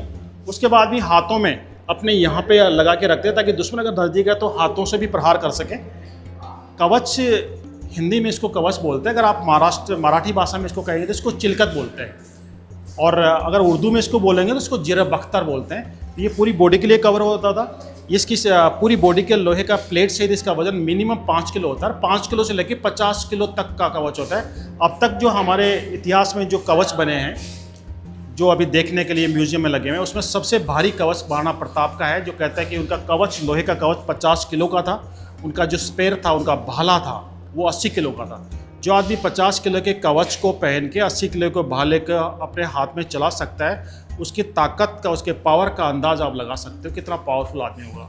ये देखिए, ये काफ़ी कलात्मक तोपें हैं, ये सारी जयगढ़ फोर्ट में बनी है। और देखिए फर्शें, जब बंदूकों का आविष्कार नहीं हुआ था, तोपें नहीं होती थी, उस समय आमने सामने के लड़ाई युद्ध होते थे फर्शों से, कुल्हाड़ियों से, लाठियों से, पत्थरों से। उस समय के पुराने फर्श हैं, कुल्हाड़ियाँ हैं, और इनके भी मंत्र लिखे हुए हैं, क्योंकि युद्ध में जाने से पहले हर आर्म्स और वेपन्स की पूजा होती, चाहे वो कुल्हाड़ी हो, चाहे वो आग्नेय अस्त्र हो, सबकी पूजा होती थी। और ये मैं आपको दिखाने जा रहा हूँ, ये तोप के कारखाने का मॉडल है। राजा मानसिंह फर्स्ट जो थे 16वीं शताब्दी में अफगानिस्तान पे अटैक करके वहाँ पे सारे तोपों के कारखाने तोड़ दिए थे, क्योंकि उन तोपों के कारखाने में बनी हुई तोपों का इस्तेमाल हिंदुस्तान के खिलाफ, सनातन के खिलाफ हो रहा था। राजा मानसिंह ने वहाँ पे अटैक करते सबसे पहले काम ये किया कि वहाँ पे जितने भी तोपों के कारखाने सारे नष्ट कर दिए, जितने भी टूल्स थे वो आमेर पहुँचाए, जयगढ़ फोर्ट पे कारखाना बनाया, वहाँ के कारीगर को ला के आमेर में बसाया। उस कारखाने का मॉडल है ये, रियल ओरिजिनल मॉडल, ओरिजिनल नहीं है, उसका मॉडल है ये भट्टी का और ड्रिल मशीन का। पहले तोप के सबसे इंपॉर्टेंट चीज़ होती है उसकी बैरल बनाने के लिए वो 8 धातु की बनती थी। इस तरह की भट्टी थी, ये उसका मॉडल है। साइड में एक विंडो है, यहाँ पे एक विंडो है जिसमें से 8 धातु के टुकड़े डालते थे। ये तो एक मॉडल है। और यहाँ पे आप देखेंगे इसको गर्म करने के लिए लकड़ी और कोयले से यहाँ पे गर्म करते थे। इतना गर्म करते थे कि वो 8 धातु पिघलना स्टार्ट हुआ था। 1000 से लेकर 1200 डिग्री सेंटीग्रेड तक वो पूरी तरह पिघल जाता था, और पिघलने के बाद वो सारा मेटेरियल यहाँ से बाहर निकलता था। ये एक मॉडल है, मैं ओरिजिनल भी आपको दिखाऊंगा। यहाँ पे स्टोर होता था, मिट्टी का मोल्ड खड़ा होता था, पूरा मेटेरियल मोल्ड में इकट्ठा होता था, और ठंडा होने के बाद मोल्ड आसानी से टूट जाता था। उसकी बैरल को निकाल के फिर ड्रिल मशीन के सामने इसको लेके आते। ये ड्रिल मशीन है, देखिए ड्रिल मशीन के सामने इसको लेके जाते थे और इसको बैलों से घुमाते। उस समय लाइट नहीं होती थी, बैलों से और घोड़ों से घुमा के आगे रोड और ड्रिल घूमता था। जितना बड़ा होल करना होता उस साइज की रोड और ड्रिल होती थी, उसमें होल बनाते थे। मेन पार्ट तोप की बैरल होती है। बाकी जो पार्ट है उसकी गाड़ी, पहिए तो सदियों से महाभारत और रामायण काल में आप देखोगे रथ वगैरह बनते आ रहे हैं। तो ये तोप की बैरल किससे बनाते थे, ये तोप के कारखाने का मॉडल है। हम उस कारखाने के अंदर जाएंगे जहाँ पर रियल तोपें बनती थी, वो कारखाना भी जयगढ़ के अंदर है। ये पुरानी बंदूकें, इनको तोड़ीदार बंदूक भी बोलते हैं, और ये काफ़ी लंबी बैरल की बंदूकें। ये बंदूकें स्पेशली रॉयल लेडीज़ के लिए थी, हंटिंग के लिए भी और लड़ाई के लिए भी, ट्रेनिंग लेने के लिए, क्योंकि ये स्पेशल डेकोरेटेड है। इसके ऊपर आप देखोगे तो गोल्ड का काम किया हुआ है। इनके ऊपर हाथी दांत का आइवरी का काम किया हुआ है। ये आइवरी का काम है, इसके ऊपर आइवरी का काम है, उसके ऊपर आइवरी का काम है। ये रॉयल लेडीज के लिए स्पेशल डेकोरेटेड गन है, क्योंकि तो ये सारे जो है स्पेशल डेकोरेट गन है फॉर रॉयल लेडीज। रानियों के लिए उनको डेकोरेटेड किया था, राजकुमारी के लिए डेकोरेटेड किया था। ये भी तोप के बैरल है कड़क बिजली, यानी दुश्मन के ऊपर बिजली की तरह कड़क कर पड़ने वाली। विक्रम संवत 1645 में जयगढ़ फोर्ट में महाराजा भगवान दास जी के टाइम बनी थी। भगवान दास जी महाराजा मान सिंह के फादर थे और उनके फादर भारमल जी थे। ये तोप देखिए, इसका नाम है सिंह बाण। सिंह बाण जो इसकी जो डिज़ाइन है सिंह की तरह बनी, इसका मुंह पे सिंह जैसा बना हुआ है और साइड में सिंह चढ़ रहे हैं, शेर चढ़ रहे हैं, ऐसी डिज़ाइन है, इसलिए इस तोप का नाम सिंह बाण है। और ये भी जयगढ़ फोर्ट में बनी है। 1758 विक्रम संवत में महाराजा जय सिंह जी के शासनकाल में बनी है। और ये तोप देखिए, तोप नागिन, ये स्पेशल है, ये सब तोपों से अलग हटके हैं। देखिए इस तोप के अंदर 6 होल है, बाकी सब तोपों में एक एक होल है, लेकिन इस तोप के अंदर 6 होल है। यानी इस तोप को एक बार लोड करने के बाद एक साथ 6 होल यानी 6 बैरल अंदर फिट है इसके अंदर, वो सारी लोड हो जाती थी और इसको एक बार लोड करने के बाद लगातार 6 बार फायर कर सकते थे। तोप नागिन इसका नाम है। और ये कवच है सर के लिए, हाथों के ग्लव्स है देखिए। और ये तलवारें, इनको क्रिच बोलते हैं। हम सबको आप बोलते हैं तलवार, हर चीज़ को तलवार की डिज़ाइन अलग अलग, ये भी तलवार वो भी तलवार, लेकिन ये तलवारों की डिज़ाइन ही अलग नहीं है, इन तलवारों के नाम भी अलग होते थे और ये हर रिलीजन की अलग अलग तलवार होती थी। ये क्रिच कहलाती है, क्रिच। ये एकदम सीधी होती है, दुधारी होती है, पतली होती है। ये क्रिश्चियन तलवारें हैं। अभी ब्रिटिश गवर्नमेंट गवर्नमेंट यहाँ से चली गई, लेकिन फिर भी अभी कई परंपराएं ब्रिटिश हमारे इंडिया में चल रही है। अभी जो राष्ट्रपति को, राज्यपाल को जो सलामी देते हैं 15 अगस्त या 26 जनवरी, तो आज वो परंपरा के ब्रिटिश परंपरा को देखते हुए अभी वो तलवार, जिसको क्रिच तलवार, क्रिच यूज़ करते हैं। देखना वो क्रिश्चियन तलवार है, वो क्रिश्चियन तलवार है। हिंदू तलवारें कैसी होती है मैं आपको दिखाऊंगा। देखिए अलग अलग तलवारें होती है, अलग अलग नाम होती है। ये खांडा है, खांडा जो बलि करने काम आता था, एकदम सीधा होता था। और ये तलवारें हैं हिंदू तलवारें, सिख तलवारें। सिख तलवारें और हिंदू तलवारें एक होती थी। इनके जो हैंडल होता है, इनको जो हिल्ट होती है, मूठ होती है, ये पीछे से एकदम गोल होती है, क्योंकि सूरज की तरह, सूरज के उपासक थे ये लोग, सूरज की पूजा करते थे। और एक तरफ धार होती थी। ये तलवार है, इसको शमशीर बोलते हैं, ये इस्लामिक तलवार है। इसका जो हैंडल है वो चांद की तरह, वो चांद और तारे के उपासक होते थे। दुधारी है और पतली होती थी। और ये ऊपर वाली तलवार जो है, इसको शोषण पत्ता तलवार बोलते हैं, जो आरी की तरह होती है। पूरी बॉडी पे लोहे का कवच होता था, इसलिए साधारण तलवारें उस पर असर नहीं करती थी, इसलिए उसको काटने के लिए स्पेशल ये आरी की तरह शोषण पत्ता तलवार होती थी। दोनों हाथों से प्रहार करते थे, उसके बाद वो कवच काटता था, उसके बाद साधारण तलवारें असर कर सकती थी। तो ये अलग अलग कैटेगरी की तलवारें होती है, हर रिलीजन की तलवारें होती है, इनका नाम भी अलग अलग होता है। वो तलवारें हैं ये जो कुछ टूल है, देखिए टूल है, ये बीच वाले टूल है। बंदूक का पीछे वाला हिस्सा जो लकड़ी का, इसको हाथ में पकड़ते हैं, उसमें होल करके पेच आदि लगाने के लिए ये टूल है बंदूक बनाने के। ये 4 इधर और 4 ये चकमक कहलाते हैं। उस समय लाइटर नहीं होते, उस समय मैचेज नहीं होती थी। तो ये चकमक जो होता है, इसको ये 2 अंगुली में फंस जाता है। एक हाथ में 2 अंगुली में इसको चकमक को फंसाते थे, एक हाथ के अंदर पत्थर रखते थे, वाइट पत्थर, उसके नीचे कॉटन रखते थे। जैसे ही उसको एक बार एक साथ घिसते थे तो नीचे चिंगारी निकलती थी, कॉटन आग पकड़ लेता था। तो इस तरह से आग पैदा करते थे। कहीं भी अगर तोप को चलाना हो तो पहले आग जला के रखते थे। और बारिश का टाइम है या लंबे समय तक लेके चलना आग को, तो एक बार इसको जलाने के बाद ये जामकी बोलते हैं इसको, जामकी को जलाते थे और हाथ में लेके चलते थे, ताकि कभी भी तोप को चलाने की जरूरत पड़ जाए तो एनी टाइम आग जला के तैयार रहे। हाँ देखिए, ये देखिए तोपों के गोले हैं। मैंने बताया जेबान तोप का गोला, ये बड़ा वाला 50 किलो का तोप का गोला। जेबान तोप बना के जब फायर किया था, उससे पहले सिर्फ लोहे के गोले ही बनते थे, छर्रे बनते थे, बुलेट नहीं होते थे।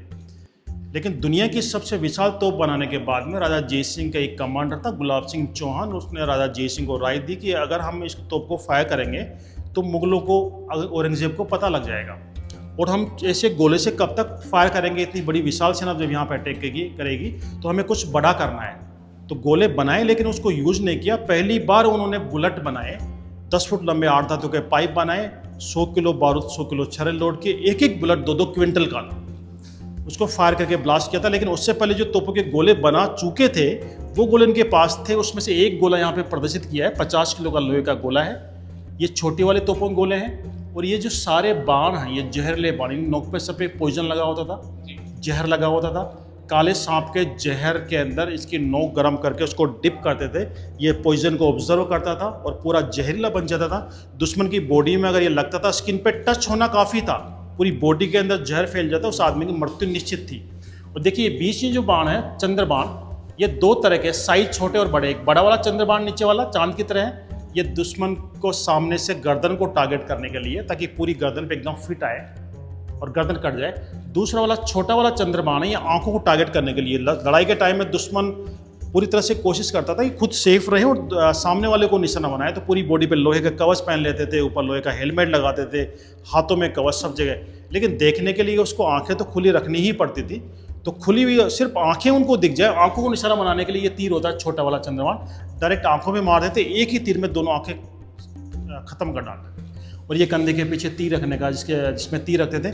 और कभी भी आप अगर आपने धनुष बाण देखा या किसी की पिक्चर या फोटो भगवान राम कृष्ण की आपने फोटो देखी हो, तो कभी भी तीर जब कंधे के पीछे रखते हैं, उसकी जो फल होता है, उसकी नोक होती है, वो ऊपर नहीं होती है, नोक हमेशा नीचे की तरफ होती है, उसका पीछे वाला हिस्सा ऊपर होता है, ताकि उसको निकाल के चलाए तो हाथ पे पॉइजन नहीं लगे, उसमें पॉइजन लगा होता था। ये देखो, ये शुरू के अंदर जो हथगोले बनाए थे, ये पोटास है, पोटास जिससे बारूद बनती है, फटाके बनते हैं। तो उस समय जब शुरू में बारूद बनी, तोपें का आगमन हुआ इंडिया में, तो ये छोटे छोटे मिट्टी के हथगोले और टाइम बम भी बनाने लगे। दुश्मन अगर फोर्ट को घेर लेता था, मिट्टी के टाइम बम बना के रखते थे, छोटे इसमें थोड़ा ये पोटास होता था, छर्रे होते थे, बत्ती बना के रखते थे, बत्ती के आग लगा के हाथ से बाहर थ्रो आउट करते थे, ताकि हाथ की रेंज तक, यानी 100 मीटर तक भी अगर दुश्मन है तो वो दूर हट जाए या मर जाए। अगर इस रेंज से थोड़ा दूर है तो ये रॉकेट भी बनाते थे। आजकल लोग फटाके वाले रॉकेट चलाते हैं, चलाते ऊपर जाके सर से आगे जाते फिर ब्लास्ट होते हैं। वैसे ये रॉकेट होते थे। किले की जो दीवारों में जो कंगूरे के जैसे डिजाइन बनी है, उसमें दो कंगूरों के बीच में जो एक सीधा एक स्पेस होता है, उसमें रखते थे। और इसके आग लगाते ये बत्ती करीब आधा किलोमीटर आगे तक ये रॉकेट जाता था। आधा किलोमीटर आगे जाने के बाद फिर ब्लास्ट होता था। उससे आधा किलोमीटर दूर भी अगर दुश्मन का घेरा है तो उसको घेरे को तोड़ सकते थे ये। तो उस तरह से मिट्टी के टाइम में रॉकेट्स बनाते थे। और ये कंप्लीट तोप, अब तक हमने सिर्फ तोपों की बैरल देखी थी, बैरल ये होती है। बाकी जो पार्ट है लोहे का, गाड़ी वगैरह, ये यहाँ पे नहीं है। इस तरह से गाड़ी के ऊपर फिट करने के बाद ही तोप कहलाती है। अलग अलग इसको पार्ट करेंगे तो ये पहिए है, ये गाड़ी है, तोप की बैरल है, ये इसकी ट्रॉली है, लेकिन ये कंप्लीट तोप हो गई है। इसके ऊपर एक बक्सा रखते थे गोला बारूद का, इसमें उसका मेटल साथ में होता था और वो लेके युद्ध में जाते थे। पता नहीं कब तोप चलाने की जरूरत पड़े, एनी टाइम उसका गोले बारूद उसका साथ रहता था। हाँ देखिए, जयगढ़ किले के हम उस पार्ट में खड़े हैं जो दीवाने आम था, इसको सुभट निवास बोलते हैं। सुभट, सुभट एक संस्कृत का वर्ड है जहाँ पे भट्ट यानी योद्धा, सुभट यानी मुख्य योद्धा। क्योंकि काफ़ी बड़ी सेना होती थी, सारे योद्धा तो यहाँ पे नहीं आ सकते, लेकिन उसमें जो कंपनी कमांडर होते थे उनको बोलते हैं सुभट। कंपनी कमांडर के साथ में चीफ कमांडर की यहाँ पे मीटिंग होती थी। ये वो जगह है और यहाँ पे युद्ध का जो रणनीति बनती थी, उसके बाद में उनको कंपनियों को काम डिवाइड करते थे। कौन सी कंपनी, कितनी कंपनियां क्या काम करेगी, कौन सा रसद सप्लाई करेगी, कौन पीछे से फोर्ट की सुरक्षा करेगी, कौन सामने फ्रंट से अटैक करेंगे, कौन दुश्मन को पीछे से घेरेंगे, वो सारी जो प्लानिंग बनती थी उसका डिवाइजेशन का वर्क का डिवाइजेशन यहाँ पे कमांडर को किया जाता था। वो जगह है। और उस समय युद्ध में जब जाते थे तो उस समय धर्म युद्ध होता था, धोखा नहीं होता था, सुबह दिन उदय होता था, युद्ध स्टार्ट होता था, बिगुल का अलाउंस होता था, दिनस्त होने के साथ में बिगुल बजा के युद्ध को बंद करते थे।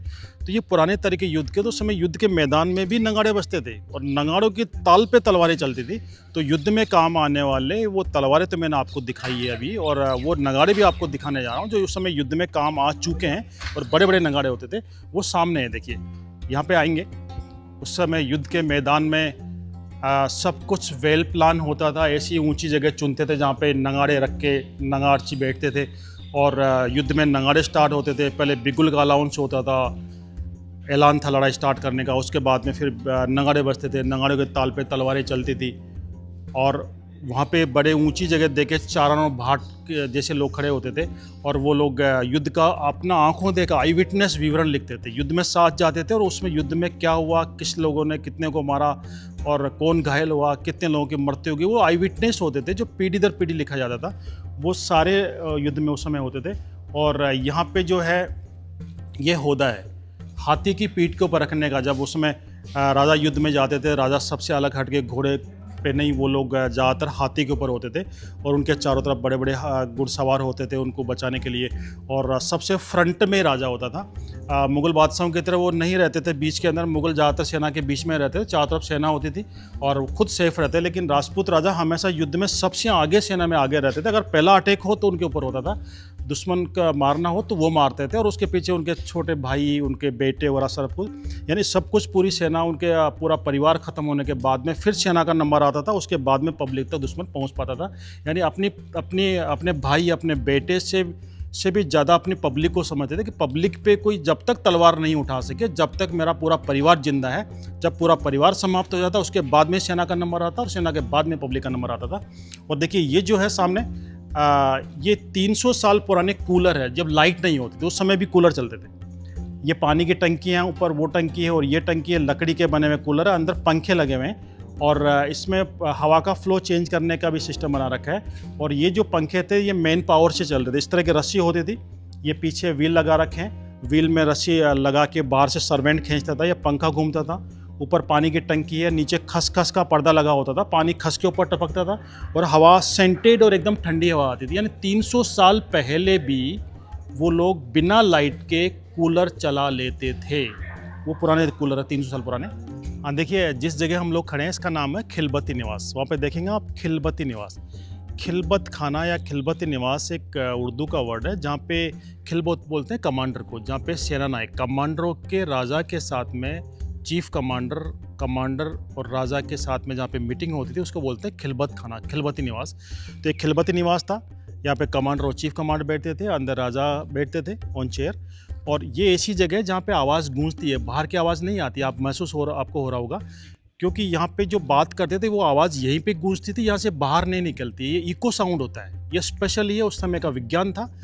देखिए नॉर्थ, इस साइड में नॉर्थ की दीवार काफ़ी ऊंची है, बाकी दीवार नीचे है, और हवा ज़्यादातर 90% नॉर्थ से साउथ की तरफ चलती है। कभी कभी बारिश में या पूरब की तरफ से पूर्वाई चेंज होती है, बाकी 90% हवा हमेशा नॉर्थ से साउथ की तरफ चलती है। इसलिए नॉर्थ की दीवार ऊपर बनाई है, बाकी दीवार नीचे है। जब वो आपस में बात करते थे और वो उनके वॉइस फैलती थी और दीवार से टकरा के जो ही ऊपर उठती थी, नॉर्थ से हवा आती थी ऊपर, नॉर्थ की दीवार ऊपर, ये नीचे तो हवा उसको दबाती थी, यानी उसको रोल करती थी, वो आवाज़ यहीं पे गूंजती थी। उन्होंने क्या बात की, क्या प्लान किया, ये वॉइस, ये आवाज़ बाहर नहीं जाती थी, यानी उनके रणनीति के बारे में कोई सुन नहीं सके। वो दिखने में काफ़ी साधारण जगह लग रही है, लेकिन ये बहुत इंपॉर्टेंट जगह है। जयगढ़ फोर्ट के अंदर हम उस पार्ट में आ गए जो जनाना के लिए बनाया था, लेडीज़ के लिए बनाया था। एक्चुअल ये फोर्ट था, पैलेस नहीं था। जब आमेर कैपिटल थी यहाँ के कछवा राजपूत रूलर्स की, उस समय रॉयल फैमिली आमेर फोर्ट में रहती थी। लेकिन जब कोई अटैक होता था या राजा युद्ध अभियान के लिए कहीं बाहर चले जाते थे, जैसे राजा मान सिंह ने एक बार अफगानिस्तान पर अटैक किया था 1580 में, और 1585 तक लगातार 5 साल तक अफगानिस्तान रहे थे। तो उस समय कोई दुश्मन पीछे से अटैक करके उनके फैमिली को, यानी उनके लेडीज़ को, बच्चों को या पब्लिक को नुकसान नहीं पहुंचा दे, इसलिए पूरी व्यवस्था कर रखी थी उन्होंने। आमेर फोर्ट और जयगढ़ फोर्ट दोनों टनल से कनेक्ट कर रखे थे, ताकि कभी उनको लड़ाई के लिए बाहर जाना पड़े या युद्ध में दुश्मन काफ़ी हावी हो तो उनको टाइमरली फोर्ट में शिफ्ट कर सके। खजाना इसमें, गोला बारूद, और रॉयल फैमिली के लिए रहने के लिए जगह भी बना रखी थी। उसके लिए ये लक्ष्मी विलास पैलेस। कभी आमेर जाने का मौका मिले तो आमेर और जयगढ़ टनल से कनेक्टेड है। इसमें 2 किलोमीटर का डिस्टेंस है। आधा पार्ट गवर्नमेंट के अंडर में, जो गवर्नमेंट ने रिपेयर करके टनल को चालू कर दिया, आधे राजा के अंडर में। आपको आमेर जाएंगे तो वो टनल देखने का मौका मिलेगा। टनल बहुत बड़ी है, आराम से एक डोली लेके आ सकते हैं। जब आमेर से यहाँ तक रॉयल लेडीज़ को, रॉयल किड्स को शिफ्ट करते थे तो काई में बिठा के लेके आते थे। मैं आपको दिखाता हूँ, ये लक्ष्मी विलास पैलेस इसका नाम है। यहाँ पे लेकर देखो 300 साल पुरानी रियल डोलियाँ जो चंदन की लकड़ी के बनी है और आइवरी की प्लेट लगा के उसके ऊपर काम किया हुआ, पेंटिंग की हुई है। एक उस साइड में देखिए एक डोली वहाँ पे रखी है, 4 आदमी इसको लेके आते थे, और वो भी चंदन की लकड़ी की बनी है और उसके ऊपर भी गोल्ड का काम किया हुआ है। और इस पैलेस का नाम लक्ष्मी विलास पैलेस है। अभी हम लोग अंदर नहीं जा रहे, इसके अंदर 2 तरह के टिकट होते हैं जयगढ़ में, तो वो उस टिकट में यह इंक्लूड नहीं है। लक्ष्मी विलास पैलेस के अंदर रानियों के सामने बैठने की जगह है, वहाँ पे ऊपर पर्दे भी लगे होते थे।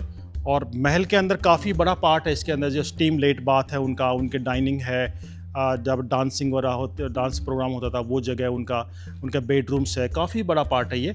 और सुबह उठते ही सीधे भगवान के दर्शन, इसलिए सामने देखिए वहाँ पे भगवान की फ़ोटोज़ लगी होती थी, सामने पर्दे लगे होते थे, और जैसे ही रानियाँ महल के अंदर आके बाहर देखती थी, पर्दे हटाते थे और सीधे भगवान के दर्शन होते थे वहाँ पे। तो ये लक्ष्मी विलास पैलेस रेगुलर रहने के लिए नहीं था, लेकिन जब आमेर पे अटैक होता था उस समय रॉयल लेडीज़ को, रॉयल किड्स को इस जयगढ़ फोर्ट में, इस लक्ष्मी विलास पैलेस में शिफ्ट करते थे। देखिए जयगढ़ किले के अंदर ये काफ़ी ऐसे सीक्रेट रास्ते हैं जो पूरे फोर्ट के जितने प्लेसेस है, गार्डन है, डाइनिंग हॉल है, पोपेट थिएटर, उनको सबको जोड़ते हैं।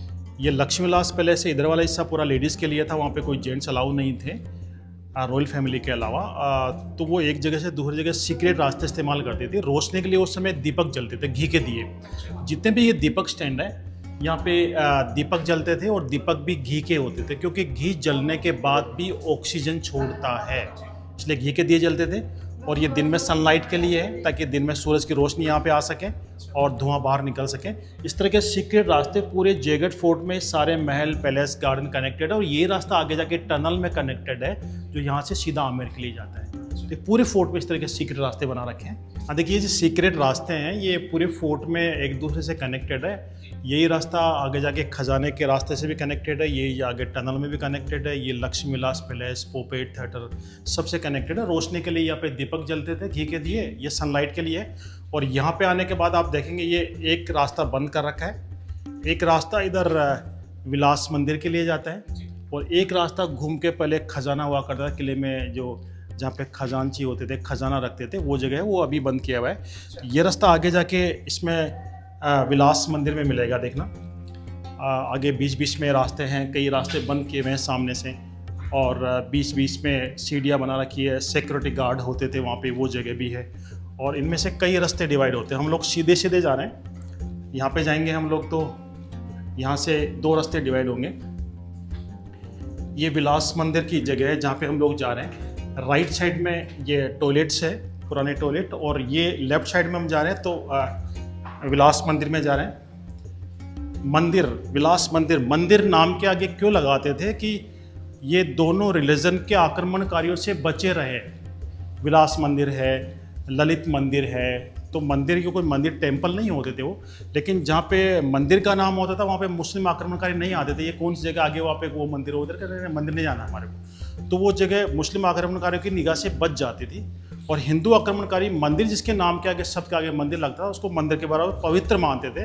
तो हिंदू आक्रमणकारी और इस्लामिक आक्रमणकारी दोनों से वो जगह बच जाती थी। ये विलास मंदिर, नाम इसका विलास मंदिर है, लेकिन ये विलासिता के लिए नहीं था। यहाँ पे जब रानियाँ होती थी युद्ध में, जब राजा चले जाते थे युद्ध में कहीं दूसरी जगह पे, उस समय रॉयल लेडीज़ को यहाँ पे शिफ्ट करते थे, और युद्ध से जब वापस आते थे कई योद्धा रणखेत रह जाते थे, ये वीर गति को प्राप्त हो जाते थे, लेकिन उनको बेसहारा नहीं छोड़ते थे। जो वीर गति को योद्धा प्राप्त हो जाते थे उनकी लिस्ट बनाते थे, कितने लोग योद्धा वीर गति को प्राप्त हुए, उनसे संबंधित लोगों, उनकी माँ को या उनकी वाइफ को यहाँ पे बुलाते थे। अगर उनकी माँ यहाँ पे आती है या वाइफ आती है तो उनको रानी, उनको प्रशस्ति पत्र प्लस उनको जागीर देती थी। यानी उसके पीछे जो लोग हैं आजीवन वो अपना जीवन यापन कैसे कर पाएंगे, उनको 1 गांव 2 गांव की जागीर देते, ताकि उस गांव में होने वाली टैक्स की इनकम उस परिवार को मिलती थी, ताकि उस पूरा परिवार उससे जीवन यापन कर सके, जैसे आजकल पेंशन देते हैं। अगर जेंट्स है तो ये काम राजा करते थे। बाहर उनके साथ में और भी सभापति बैठे होते थे वहाँ पे, सभा के लोग, और उनसे जुड़े उनका जो वीरगति को प्राप्त हुआ उसका बेटा या उसका पिता अगर आया है तो उसको राजा, या अगर लेडीज़ है तो लेडीज़ उनको प्रशस्ति पत्र प्लस उनको पट्टे देंगे जागीर के। अगर जेंट्स है तो राजा देते थे। यानी ये जगह वह, इसको वीर छत्री भी बोलते हैं, इसको विलास मंदिर बोलते हैं। तो उनको बेसहारा नहीं छोड़ते थे। जो वीर गति को प्राप्त हुए उनकी माता को वीर माता का दर्जा देते थे, उनके बेटे को वीर पुत्र का दर्जा देते थे, और उनको स्पेशल राज परिवार में सम्मानित किया जाता था। तो ये वो जगह है। देखिए आमेर के जो टनल है वो तो हमने काफ़ी बार देखी है, लेकिन वो टनल जयगढ़ में कहाँ आके निकलती है, हालांकि वो आगे जाके रास्ता बंद कर रखा है, लेकिन कहाँ आके जयगढ़ में निकलती है वो जगह मैं आपको दिखाता हूँ। नीचे उतरेंगे तो एकदम ये सीधी आपको, अभी एक गेट बंद है यहाँ पे, वो लंबी गैलरी सी दिखाई दे रही है, और इस गैलरी का जहाँ पे एंड है, जयगढ़ फोर्ट का लास्ट पीछे वाला पार्ट है जहाँ पे छतरी बनी हुई थी, कहते कि वहाँ से टनल आमेर फोर्ट में जाती थी अंडरग्राउंड। ये लंबा सा रास्ता है और आगे जाके वहाँ से टनल है। अभी वहाँ पे एक बार मैं गया भी था, वहाँ पे गेट है और दीवार को चुन के बंद कर दिया है। तो ये रास्ता आगे जाके उस टनल में कनेक्टेड था, तो यहाँ से जयगढ़ आमेर फोर्ट के लिए जाती है। यहाँ पे निकलता है। अब अभी आमेर से टनल तो चालू है, लेकिन टनल से 200-300 मीटर आगे आने के बाद वहाँ पे रास्ता बंद मिलता है, जो बाहर आके फिर रोड से आना पड़ता है। उस समय जयगढ़ और आमेर दोनों यहाँ से कनेक्टेड थे सारे। हाँ देखिए, जयगढ़ किले के हम उस पार्ट में खड़े हैं जो किले के पीछे वाला पार्ट है, और यहाँ से आमेर दिखता है पूरा। और जब रानियों को यहाँ पे शिफ्ट करते थे, रॉयल लेडीज़ रॉयल किड्स को यहाँ पे शिफ्ट करते थे, जब राजा युद्ध के लिए लंबे समय तक बाहर चले जाते थे, तो उस समय उनकी सुख सुविधा की पूरी व्यवस्था फोर्ट के अंदर थी। उनके लिए गार्डन भी था, डांसिंग स्टेज भी थी उनके लिए, यहाँ पे पोपेट थिएटर, डाइनिंग हॉल, किचन वगैरह सब कुछ थी। जब यहाँ पे रानियाँ आती थी, सामने उनके पर्दा होता था, कभी जेंट्स भी होते थे ऑन चेयर, तो ये बीच में डांसिंग स्टेज, यहाँ पे डांस हुआ करता था। चारों तरफ पाइप लगा रखे हैं जहाँ पे फाउंटेन चलते थे। देखिए ये पाइप है, अभी चेंज करके लोहे कर दिया, पहले मिट्टी के सकोरे के पाइप लाइन थी।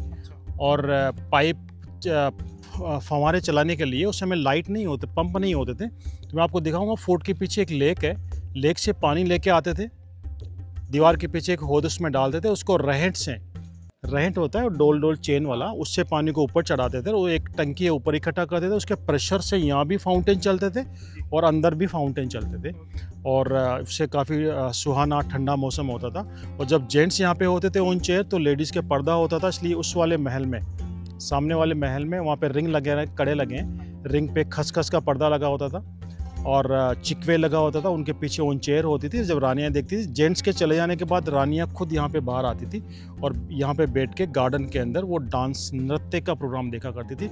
और ये जगह काफ़ी सेफ थी, क्योंकि यहाँ पे जब शिफ्ट करते थे रॉयल लेडीज़ को, जब राजा युद्ध के लिए बाहर चले जाते थे, कुछ सेना की टुकड़ी यहाँ पे रहती थी, लेकिन ये जगह ऐसी जगह थी कि यहाँ पे दुश्मन किसी भी कीमत पे नहीं पहुँच सकता था। उसके लिए पूरी व्यवस्था कर रखी थी, पूरे रणनीति बना रखी थी, पूरे चक्रव्यूह बना रखे थे। उसके लिए दीवार में देखिए, यहाँ पे जो सुरक्षा गार्ड होते थे, एक होल में तीन, हर होल पे सैनिक खड़े होते थे। एक होल में तीन होल है, सामने से आप देख सकते हो, सामने फायर कर सकते हैं बंदूक से, लेफ्ट साइड में आप देख सकते हो, यहाँ से फायर कर सकते हैं, राइट साइड में फायर कर सकते हैं, यानी किसी भी एंगल पे अगर दुश्मन है तो उसको मारा जा सकता था। और इस दीवार के बाद में सेकंड दीवार और है, जो मैं आपको ऊपर दिखाऊंगा, वहाँ भी आर्मी होती है। उसके बाद थर्ड दीवार है, उसके बाद फोर्थ दीवार है, उसके बाद फिफ्थ दीवार है।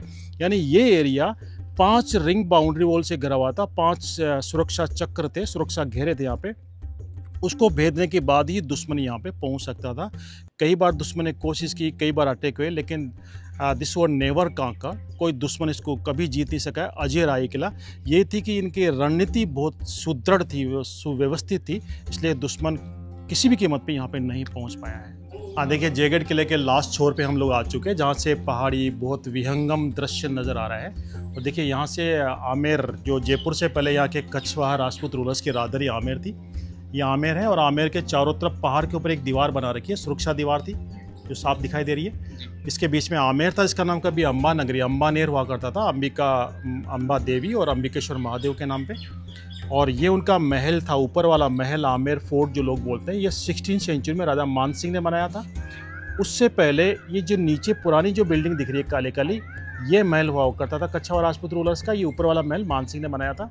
मैंने आपको बताया जयगढ़ फोर्ट दुर्ग है, वो महल था, और ये किला बना था आमेर की सुरक्षा के लिए। आमेर पे जब अटैक होता था या राजा युद्ध के लिए, लंबे युद्ध अभियान के लिए बाहर चले जाते थे, रॉयल लेडीज़ को यहाँ पे शिफ्ट करते थे। उस समय जब रानियाँ यहाँ पे होती, लेकिन धार्मिक प्रवृत्ति की थी, वो कभी अपने धार्मिक जो काम है, श्रावण का महीना, संगर को जल चढ़ाना है तो चढ़ाना है। तो देखिए मैं यहाँ पे बताऊँगा आपको, यहाँ पे आने के बाद भी जब वो, अगर श्रावण का महीना है तो फोर्ट के अंदर आज भी उसके बीलपत्र के पेड़ है, आज भी है, बीलपत्र से पत्ते लेके। और देखिए वहाँ पे देखेंगे आप, ये पेड़ों के झुरमुट से वहाँ पे सीढ़ियाँ हैं और वहाँ पे एक गेट है। उस गेट में से रानियाँ जयगढ़ फोर्ट के बाहर जाती थी, लेकिन सुरक्षा में जाती थी। दोनों साइड में देखिए दीवारें हैं, सुरक्षा दीवार है, बीच में रास्ता बना रखा है, यहाँ से चलती हुई जाती थी। वो सामने सरोवर है, सागर सरोवर उसको बोलते हैं, जहाँ पे पुंडरीक सागर, उस पुंडरीक सागर से जल लेके उसके किनारे पे वो झंडा लगा, वहाँ पे शिव मंदिर है, वहाँ पे शिव पूजा करती थी, शिव को जल अर्पण करती थी, और अपने पूजा करने के बाद में वापस इसी रास्ते सुरक्षित फोर्ट के अंदर आती थी। चाहे कितना ही मुश्किल समय हो, लेकिन शिव पूजा, शिव आराधना, जो धार्मिक प्रवृत्ति की वो लेडीज़ थी, तो अपना काम भली बात ही पूरा करती थी, चाहे उनको कुछ भी करना पड़े, उसके लिए सेफ भी रहती थी और अपना नित्यक्रम भी करती थी और अपना धार्मिक आस्था भी पूरी करती थी। और देखिए मैंने आपको बताया, ये फोर्ट काफ़ी दीवारों से घिरा हुआ है, काफ़ी वेल प्लान है, और युद्ध के हिसाब से, सुरक्षा के हिसाब से में 5 घेरे हैं, सुरक्षा घेरे हैं। तो देखिए पहला सुरक्षा घेरा ये है जहाँ पे आर्मी होती थी। दूसरा सुरक्षा घेरा वो जो सीढ़ियाँ बना रखी है उसमें होल बना रखे हैं। उसके बाद तीसरा सुरक्षा घेरा वो दिख रहा है। उसके बाद चौथा उसके बाद में है, और पांचवा पहाड़ के ऊपर वो दीवार आगे जाके खंड हो गई है।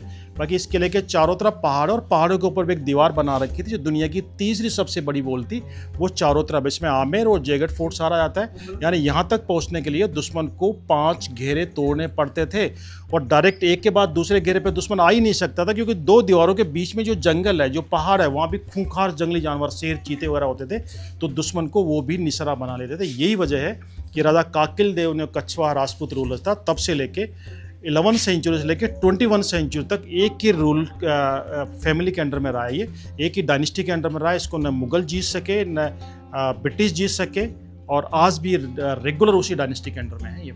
हाँ देखिए, जो जयगढ़ किले के अंदर महलों में और पुराने जो गैलरियाँ थी, जो सीक्रेट रास्ते थे, उसमें जो प्लास्टर किया हुआ है, देखिए ये प्लास्टर एकदम चिकना है, और इसमें पानी भी अंदर नहीं जाता, पानी फिसल के नीचे आता है, एकदम चिकना है ये चूने के साथ में इसमें कई चीज़ मिक्स की है ताकि वाटर प्रूफ भी हो, लाइफ भी लंबी रहे और ठंडा भी रहे। इसके लिए इसमें चूने के अंदर सी सेल पाउडर मिक्स किया है। सी सेल होता है ना, समुद्र से सीपी निकलती है, कोड़ी निकलती है, उसको पीस के और चूने में मिक्स किया है। और प्लास्टर करने के बाद उसको सूखने के बाद पानी डाल के लकड़ी से, पत्थर से घिसाई कर देते, ताकि ये काफ़ी लंबी लाइफ हो जाए, मजबूत भी हो जाए, ये वाटर प्रूफ भी होता है। ज़्यादातर आप पुराने महलों में, किलों में देखोगे, जो दीवार के ऊपर एकदम चिकना सा प्लास्टर होता है, वो सी सेल पाउडर मिक्स चूना होता है, उससे बना हुआ है। इसकी लाइफ काफ़ी लंबी होती है। आजकल लोग पीओपी कराते हैं, पुट्टी करवाते हैं। इसकी लाइफ 1 साल, 2 साल, 3 साल के अंदर वो अगर थोड़े सीलन भी आती है, उसे निकल जाता है, फूल जाती है। लेकिन कितना ही सीलन आए, कितना ही पानी गिरे, कुछ भी हो, लेकिन ये एज इट इज रहती है। ये पुराना उस ज़माने का टेक्नोलॉजी थी, उस समय की मटेरियल होता था। इसकी आज के आपके सामने 1000 साल पुराना किला है। हो सकता है बाद में रिपेयर हुआ हो, लेकिन पुराने 1000 साल पुरानी दीवारें के ऊपर भी यही हाल मिलेगा आपको, ऐसी ही चिकनी लॉन्ग लाइफ मिलेगी आपको, वो मटेरियल रही है। जयगढ़ किले में ये एकदम पीछे नहीं, थोड़ा साइड वाला पार्ट है इसका, ये ओपन जगह है जहाँ पे रात के अंदर चांदनी की रोशनी में रानियां और राजा यहाँ पे चौपड़ खेला करते थे, चेस खेलते, क्योंकि लाइफ में उनको, उनके लाइफ का ज़्यादातर हिस्सा युद्ध में ही बीतता था। जब युद्ध से कभी वापस आते थे तो कुछ समय अपनी रानियों को, अपने बच्चों को, अपने प्रजा को, सबको थोड़ा थोड़ा समय देते थे।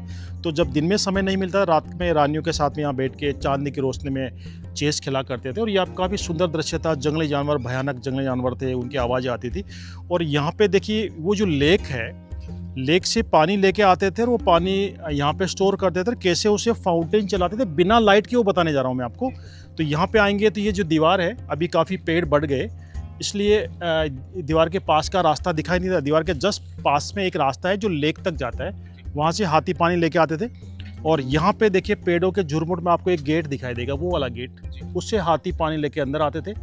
यहाँ पे एक होद बना हुआ, थोड़ा नज़दीक आएंगे तो यहाँ पे एक होद बना है, देखिए इसमें पानी डालते थे, हाथी लाके हाथियों से पानी, ये पेड़ उगे काफ़ी, इसमें यहाँ पे एक होद बना हुआ है, इसमें पानी डालते थे। उसको रहेट से ऊपर चढ़ाते, ऊपर अंदर बैल चलता था, रहेट चलता था, यहाँ पे रहेट से पानी को ऊपर स्टोर करते थे। और ये बड़ी दीवार के पीछे पानी का टैंक था, वहाँ पे ऊपर पानी स्टोर करते थे रहेट से ऊपर उठा के, और उसके प्रेशर से गार्डन में फंवारे चलते थे। और यहाँ पे देखिए, यहाँ भी फंवारे चलते थे, ये फंवारा बने हुए हैं। तो उस फंवारों से हवा काफ़ी ठंडी हो जाती थी। और इसके बाद में आपको महल दिखाऊंगा उधर, उस महल में हवा ठंडी होकर जाती थी, क्योंकि जो हवा आती थी वो नॉर्थ की तरफ से आती थी, थोड़ी ठंडी आती थी। उसके बाद लेक के पानी से टकरा के ठंडी होती थी, फिर यहाँ पे फाउंटेन चलता था, उससे ठंडी होती थी। और इसके बाद हम अंदर जाएंगे तो यहाँ पे एक ललित मंदिर नाम का महल है, जो लक्ष्मी विलास महल के पीछे वाला पार्ट है, जिसका जो फेस है वो नॉर्थ फेसिंग है। ये नॉर्थ से हवा ठंडी आती है, उधर से फाउंटेन से टकरा के ठंडी आती थी। अंदर रानियां बेड, उनके स्पेस बना रखे हैं। रानियां भी पहले एक से ज़्यादा होती थी, पटरानी और दूसरी रानियां साइडों में, ताकि युद्ध में जो लोग मारे जाएं तो उनसे जो बच्चे हों वापस नए क्षत्रिय खड़े हो सके, सेना में कमी नहीं आए। सामने चीफ रानी के बैठने के लिए जगह है, देखिए पटरानी के बैठने के लिए सामने जगह है, दूसरी रानी के लिए साइड में है। दिन में ग्रीष्म काल में, गर्मी में यहाँ पे रानी आके बैठती थी। और यहाँ पे ये इसमें खस के पर्दे लगे होते थे। देखिए खस के पर्दे कहाँ होते थे, या थोड़ा आप पीछे आएंगे तो यहाँ पे दिखाऊंगा मैं आपको, जो रिंग लगा रखी है, जो कड़े से हैं लोहे के, यहाँ पे खस के पर्दे लगे होते थे। ऊपर पत्थरों में जो होल बना रखा है ऊपर, उसमें एक पाइप लगा हुआ था, ऊपर पानी की टंकी है, उसमें पाइप में छोटे छोटे होल थे। जैसे ही पाइप में पानी प्रभावित करते थे, छोटे छोटे होल से पानी खस के ऊपर टपकता था। हवा एकदम सेंटेड अंदर सेंटेड और ठंडी हवा जाती थी। हवा पहले नॉर्थ से ठंडी आती है, उसके बाद लेक से टकरा के और ठंडी होती थी, फाउंटेन से टकरा के और ठंडी होती थी, उसके बाद खस के पर्दे जो गीले पर्दे होते थे उनसे टकरा के जब हवा अंदर जाती थी तो एकदम सेंटेड और ठंडी हवा, और पूरी हवा क्रॉस करते हुए पूरे महल को, इस ललित मंदिर को, लक्ष्मी विलास पैलेस को, पूरे को क्रॉस करते हुए निकलती, इसलिए पूरा महल ठंडा रहता था। बिना लाइट के भी उनके सारी यहाँ पे व्यवस्था कर रखी थी, पानी लिफ्ट करने का, फाउंटेन का, सब कुछ व्यवस्था यहाँ पे थी। जब उनका समय होता था उस समय आराम भी करती थी। जब उनको देश के लिए कुछ करना होता उस समय, चाहे अपने वो बलिदान करना हो, आग में चोहर करना हो, कुछ भी उनके लिए खेल था वो सारा, तो उस समय राजा लोगों ने उनके लिए पूरी, राजा युद्ध में बिजी होते थे, इसका मतलब ये नहीं अपने लड़कियों को, अपने औरतों को, अपनी प्रजा को अनाथ छोड़ दिया। उनके लिए पूरी सुरक्षित व्यवस्था करने के बाद ही जाते थे। प्रजा तो उनके संतान तुल्य संतान से बढ़ के समझते थे उनको, तो ये उनका महल था। हाँ देखिए, किले के जो सेकंड बेस्ट तोप है जयगढ़ किले में, उसका नाम है बजरंग बाण। बजरंग बाण यहाँ पे लिखा है। और मैंने आपको बताया था पीछे एक काफ़ी ऊंची जगह है किले की, एक बुर्ज है जहाँ पे 32 बेलों से खींच के, 32 बेल यानी 16 जोड़ी बेलों से खींच के बुर्ज के ऊपर चढ़ाई जाती है तोप, और वहाँ से किले के चारों तरफ घुमा के इसको फायर किया जा सकता था। और ये आपके सामने बजरंग बाण तोप है जो समय के साथ में जर्जर हो चुकी है। इसकी बैरल 8 धातु की बनी है, वो तो कभी ख़राब नहीं होगी क्योंकि 8 धातु में कभी जंग भी नहीं आता है। और बाकी जो लकड़ी और लोहे का पार्ट है वो गल गया है, हालांकि इसको कवर करके टीन शेड लगा के इसको बचाने की कोशिश की है। जयगढ़ किले की सेकंड बिगेस्ट तोप है बजरंग बाण। राम बाण, बजरंग बाण, जय बाण, ऐसे भगवान के नाम पे, राजाओं के नाम पे इनके तोपों के नाम होते ताकि जाने अनजाने में भगवान का नाम मुंह से निकले और नहीं चाहते हुए भी उन लोगों का उद्धार हो जाए, इसलिए नाम ही ऐसा रखते थे इससे नाम भगवान का नाम आए। सेकंड बिगेस्ट तोप है किले की, जय बजरंग बाण नाम है इसका। देखिए, जयगढ़ किले में हम लोग उस पार्ट में खड़े हैं जो जहाँ पे तोप का कारखाना है, और हिंदुस्तान के अंदर सबसे पहले अगर तोपें बनी हैं या तोप का कारखाना है वो जयगढ़ फोर्ट के अंदर है, और आज भी है यहाँ पे। ये कारखाना राजा मानसिंह फर्स्ट ने बनाया था, जो अकबर के चीफ कमांडर थे। अकबर मुग़ल जब यहाँ पे आए उस समय हिंदुस्तान में काफ़ी विपरीत परिस्थितियाँ चल रही थी। उत्तरी भारत के सबसे शक्तिशाली राजा माना सांगा युद्ध में वीरगति को प्राप्त हो गए थे, उनके साथ में उत्तरी भारत के जितने भी योद्धा थे सब वीरगति को प्राप्त हो गए थे। उस समय काफ़ी दयनीय स्थिति थी, उसका फ़ायदा उठाते हुए अफगानिस्तान के पठान इंडिया पे है और धीरे धीरे साउथ पे कब्जा कर लिया और नॉर्थ की तरफ बढ़ रहे थे। उधर से मुग़ल भी यहाँ पे आ गए थे। उस समय मुग़ल और पठान काफ़ी स्ट्रॉन्ग थे और मुग़लों के पास तो नई टेक्निक भी आ गई थी, उनके पास तोपें बंदूकें भी आ गई थी। मानसिंह के ग्रैंडफादर भारमल ने बुद्धिमत्ता से काम लिया और मुग़लों का साथ लेके, मुग़लों के हथियारों की टेक्नोलॉजी ली और उनका साथ लेके पठानों को साफ़ किया उन्होंने। और उनके पोते मानसिंह ने जब अफ़गानिस्तान पे अटैक किया था, यानी भारमल के लड़के का नाम भगवान दास था और उनके लड़के का नाम मानसिंह ने जब अफ़गानिस्तान पे अटैक किया, वहाँ पे काफ़ी तोपों के कारखाने थे, मुग़ल वहीं से तोपें लेके आते थे। वो सारे कारखाने तोड़ दिए ताकि उनका उपयोग हिंदुस्तान के खिलाफ नहीं हो सके, और सारे टूल आमेर पहुँचा के जयगढ़ फोर्ट के अंदर तोप का कारखाना बनाया था।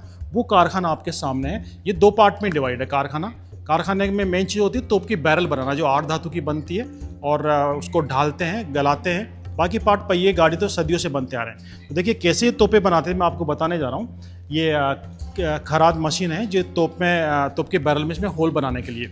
सबसे पहले तोप बनाने के लिए तोप की बैरल बनाते थे, और बैरल में बनाने के लिए 8 धातु के टुकड़े जो है मैं बताऊंगा आपको आगे। भट्टी में डालते थे, लकड़ी से 1000 से लेकर 1200 डिग्री सेंटीग्रेड तक गर्म करते थे। पिघल के वो मेटल बाहर निकलता था। नीचे मिट्टी का मोल्ड, इस तरह का मिट्टी के मोल्ड होते, देखिए मिट्टी के मोल्ड बनाते थे। छोटी बैरल बनाती हो तो छोटे मोल्ड होते थे, बड़ी के लिए बड़े। और जो भी तोप की बैरल में डिज़ाइन करनी हो, जो भी काम करना हो, डिज़ाइन करनी हो, वो मिट्टी के अंदर डिज़ाइन करते थे, मिट्टी के मोल्ड में डिज़ाइन करते थे। फिर इस तरह के मोल्ड को खड़ा रखते थे वहाँ पे, जहाँ पे पिघलाते थे, भट्टी है वहाँ पे। पूरा मेटल इसमें इकट्ठा होता था, बाहर जमने के बाद उसको बाहर निकाल देते। मिट्टी का मोल्ड आराम से टूट जाता था। हर तरह की साइज़, छोटी बड़ी तोपे की बैरल होती थी।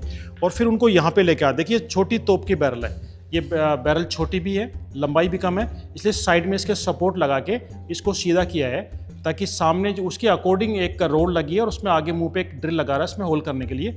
और इस लेथ मशीन को अंदर लकड़ी की सांगड़ियाँ लगी है, 4 सांगड़ियाँ क्रॉस टाइप में, 2-2 बेलों की जोड़ियाँ ने 8 बेल मिलकर उसको घुमाते थे। लाइट की जगह बुल पावर काम आता था, उसको घुमाते थे घोड़ों से या बेलों से। उसके बाद ये व्हील घूमता था, रोड घूमती थी, और गर्म बैरल को आगे धकेलते रहते थे ड्रिल उसमें होल बन के आगे बढ़ता रहता था, और ये लकड़ी की सांगड़ी से नीचे लगा के धक्का मार धीरे धीरे उसको आगे बढ़ाते रहते थे, प्रेशर रखते थे ताकि उसमें होल बन जाए। गरम बैरल में जल्दी होल बनता था। होल बनने के बाद में ये छोटी बोली अलग अलग साइज़ की तोपें बनाते बैरल होती थी। बैरल बनने के बाद में उसके जो पार्ट है, जो दूसरे पार्ट होते तोप के, जहाँ पे गाड़ी बनती थी, पहिए बनते थे, पहिए गाड़ी तो सदी से बनते आ रहे हैं, उसके बाद में उसको ऊपर फिट करते थे बैरल को, और वो कंप्लीट तोप बन जाती थी। तो इस तरह तोपें बनाते थे। तोप का जो कारखाने का दूसरा पार्ट है जो भट्टी है, भट्टी मैं आपको दिखाने जा रहा हूँ। ये सामने भट्टी है, देखिए भट्टी वही पुरानी भट्टी है जिससे तोपें बन चुकी है। दुनिया की सबसे बड़ी तोप जय बाण भी यहाँ पे बन चुकी है। सेकंड बिगेस्ट तोप जयगढ़ फोर्ट की बजरंग बाण भी यहाँ पे बन चुकी है। इसके अलावा 600 छोटी तोपें बन सकती है। 300 तोपें तो सिर्फ राजा जयसिंह ने बना दी थी। यहाँ पे आप देखेंगे ये भट्टी है, और भट्टी में 8 धातु के टुकड़े डालने के लिए ये विंडो बना रखी है, और ये विंडो जो है चेन से ऊपर लीवर है उससे कनेक्टेड है। जैसे ही इसको खोलना होता था, लीवर को नीचे दबाते थे, चेन खींचती थी और ये विंडो खुल जाता था। इसके अंदर 8 धातु के टुकड़े डाल के और वापस लीवर को ऊपर करके इसको विंडो को बंद कर देते। उसके बाद पीछे बताऊंगा मैं आपको कहाँ से वो लकड़ी और कोयले से इसको गर्म करते थे। ये भट्टी है, इसमें यहाँ पे आप देखेंगे तो इसके अंदर ये जगह बना रखी है जहाँ पे लकड़ी और कोयले भरने के बाद उसमें आग जलाते थे। आग जलने के बाद भी ये नॉर्थ की तरफ इसका फेस है, इसलिए हवा नॉर्थ से साउथ की तरफ चलती है, मैंने आपको पहले बताया था। तो जैसे ही हवा चलती थी वो आग प्रज्वलित होती थी और यहाँ से उसके गैस निकलती थी। गैस निकलने के लिए है सामने ये, तो वो तेज़ी से आग पकड़ता था। लकड़ी और कोयले इतने तेज़ी से गर्म होते थे कि कुछ ही मिनटों में टेम्परेचर 1000 से लेकर 1200 डिग्री सेंटीग्रेड पे पहुंच जाता था। और उसके बाद में वो 8 धातु पिघलने लगती थी, और पिघलने के बाद में इसके अपोजिट साइड में जहाँ पे एक खड्डा बना रखा है कुएं की जैसे छोटा सा, उसमें वो मेटल पिघल के निकलता था। देखिए यहाँ से वो जो लावा होता था, 8 धातु जो पिघलती थी वो यहाँ से बाहर निकलता था। इस खड्डे के अंदर मिट्टी के मोल्ड खड़ा रखते थे। जिस साइज़ की तोप बनानी थी, जिस साइज़ की बैरल बनाती थी, अलग अलग साइज़ के मिट्टी के मोल्ड होते थे, उसको पास में रखते थे। वो गिरे नहीं इसलिए जंजीर लगा रखी है ताकि उसको बांध दें। एक भरने के बाद उसको लकड़ी की सांगड़ी से साइड में करते थे, उसके बाद दूसरी लगाते, उसके बाद तीसरी। इस तरह अगर बड़ी तोपें हैं, बड़ी तोप की बैरल तो एक साथ में 4 बन सकती थी, और छोटी है तो 8 बन जाती थी। इसको यहाँ पे जमने के बाद में जब बैरल जम जाती थी लेकिन गर्म होती थी, उस समय उसको लकड़ी के सांगड़ियों से और चेन से बाहर खींच के निकालते थे। निकालने तक कुछ मिट्टी के मोल्ड तो वैसे आधे टूट जाते थे, बचे कुचे को तोड़ के बैरल को खींच के वहाँ पे लेके जाते। ड्रिल मशीन के वहाँ पे, लेथ मशीन, कराद मशीन है वहाँ पे, और वहाँ पे बैलों से घुमा के उसमें होल बनाते थे।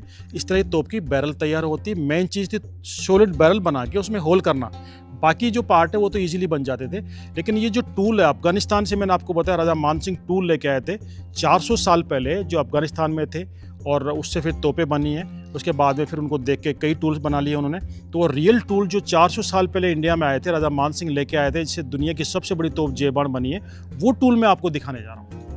हाँ देखिए, ये वो टूल है जो मैं आपको बता रहा था, जो अफगानिस्तान से राजा मानसिंह आमेर में लेके आए थे और जयगढ़ फोर्ट में कारखाना बनाया था। वही रियल टूल है जो 400 साल पहले आए थे। ये देखिए, ये मॉडल बनाया, इसमें बताने के लिए किस तरह से वो ड्रिल मशीन को घुमाते थे, लेथ मशीन को, और जो उसमें लेथ मशीन में जो रोड इस्तेमाल होती थी, ये रोड आपके सामने रखी है। हर साइज़ की है, छोटी से लेके बड़ी, हर साइज़ की ये रोड्स है, ताकि लंबी बैरल है, बड़ी अगर बैरल है तो उसमें बड़ी बैरल रोड लगाते थे, और उसके मुंह पे आगे अलग अलग साइज़ के ड्रिल होते थे, होल करने के लिए ड्रिल होते थे। तो ये देखिए, अलग अलग साइज़ के ड्रिल है, छोटे बड़े हर साइज़ के ड्रिल है। यहाँ पे छोटे भी हैं, बड़े भी हैं। तो रोड के सामने ड्रिल लगा के गर्म बैरल में, सॉलिड बैरल में, उसमें होल बनाते थे, और फिर वो इसको गर्म में को काटता हुआ निकल जाता था, इससे इजीली होल बन जाता था। ये 400 नए टूल नहीं है, ये 400 साल पुराने वो टूल है जो राजा मानसिंह अफगानिस्तान से इंडिया में लेके आए थे, जयगढ़ फोर्ट में लेके आए थे, और जिससे जय बाण सहित कई तोपें बनी हैं, वो सारी इन्हीं टूल से बनी है। इसके अलावा और भी टूल है जो मैं आपको बताऊंगा, जो लकड़ी के आइटम है, जो तोप की गाड़ी बनती थी उसके पहिए वगैरह, और लकड़ी उसके धुरे बनते थे लोहे के, और नट बोल्ट बनाने के डाई है, चूड़ी बनाने के टूल्स है, वो भी इसके अंदर जो मैं आपको बताने जा रहा हूँ आगे। देखिए ये जो कारखाना है इसके अंदर पूरा ऐसी व्यवस्था थी कि यहाँ के जो भी आदमी काम करने वाले हैं वो लोग यहीं पे रहे। जैसे परमाणु वैज्ञानिक होते हैं, परमाणु बम बनाने वाले, तो उनको पूरी सुविधा दी जाती है, फैसिलिटी, उनको पूरी सिक्योरिटी रखी जाती है कि ये हमारी जो टेक्नोलॉजी है लीक आउट नहीं हो जाए। इसलिए यहाँ पे एक अधिकारी होता था, वो पूरी निगाह रखता था कौन क्या कर रहा है, और यहाँ पे बैठते थे, उनके एक चेयर लगी होती थी, उनका बेड भी यहाँ पे था। और हाथ के पंखे देखिए उस ज़माने में कैसे पंखे होते थे, हाथ से झलने वाले पंखे, जो उसके कपड़े के पंखे हैं। और इसके अलावा साइड में आप देखेंगे वहाँ पे तो एक पंखा है जो छत पे, सीलिंग फैन जो छत पे लगाते थे, वो लकड़ी वाला, जिसके ऊपर कपड़े की झालर लगा के इस तरह का पंखा बना दे, छत पे ऊपर कड़े लगे हुए वहाँ पे लगता था, सर्वेंट इसको हाथ से खींचता था। तो यहाँ पे कारखाने का अधिकारी बैठता था और उनको काम होने के बाद में उनकी हर खाने पीने की इच्छा पूरी करते, लेकिन घर वालों से या बाहर जाने की परमिशन नहीं थी। अगर वो आदमी काफ़ी समय बाहर जाए, उसको अगर हो जाता था, अपने परिवार से मिलने की अगर जिद करता था, तो कुछ समय वो और टाइम निकाल ले, या उनके साथ सैनिक जाते थे, मिला के वापस लेके आते था कि दूसरे लोग उसको अपहरण नहीं कर ले, ये टेक्नोलॉजी लीक आउट नहीं हो जाए। इसलिए यहाँ पे शराब के बड़े बड़े बर्तन भी रखते थे, मिट्टी के बर्तन, जो चीनी मिट्टी के बर्तन, इसमें शराब होती थी। और शाम को थकने के बाद उनको शराब पिला के, खाना खिला के यहाँ पे सुलाते थे, लेकिन यहाँ से बाहर नहीं जाने देते थे। ये जो वाइन स्टोर करने के जो बड़े बड़े कंटेनर है, पात्र है, वो सामने रखे हुए, जिनमें वाइन रखते थे।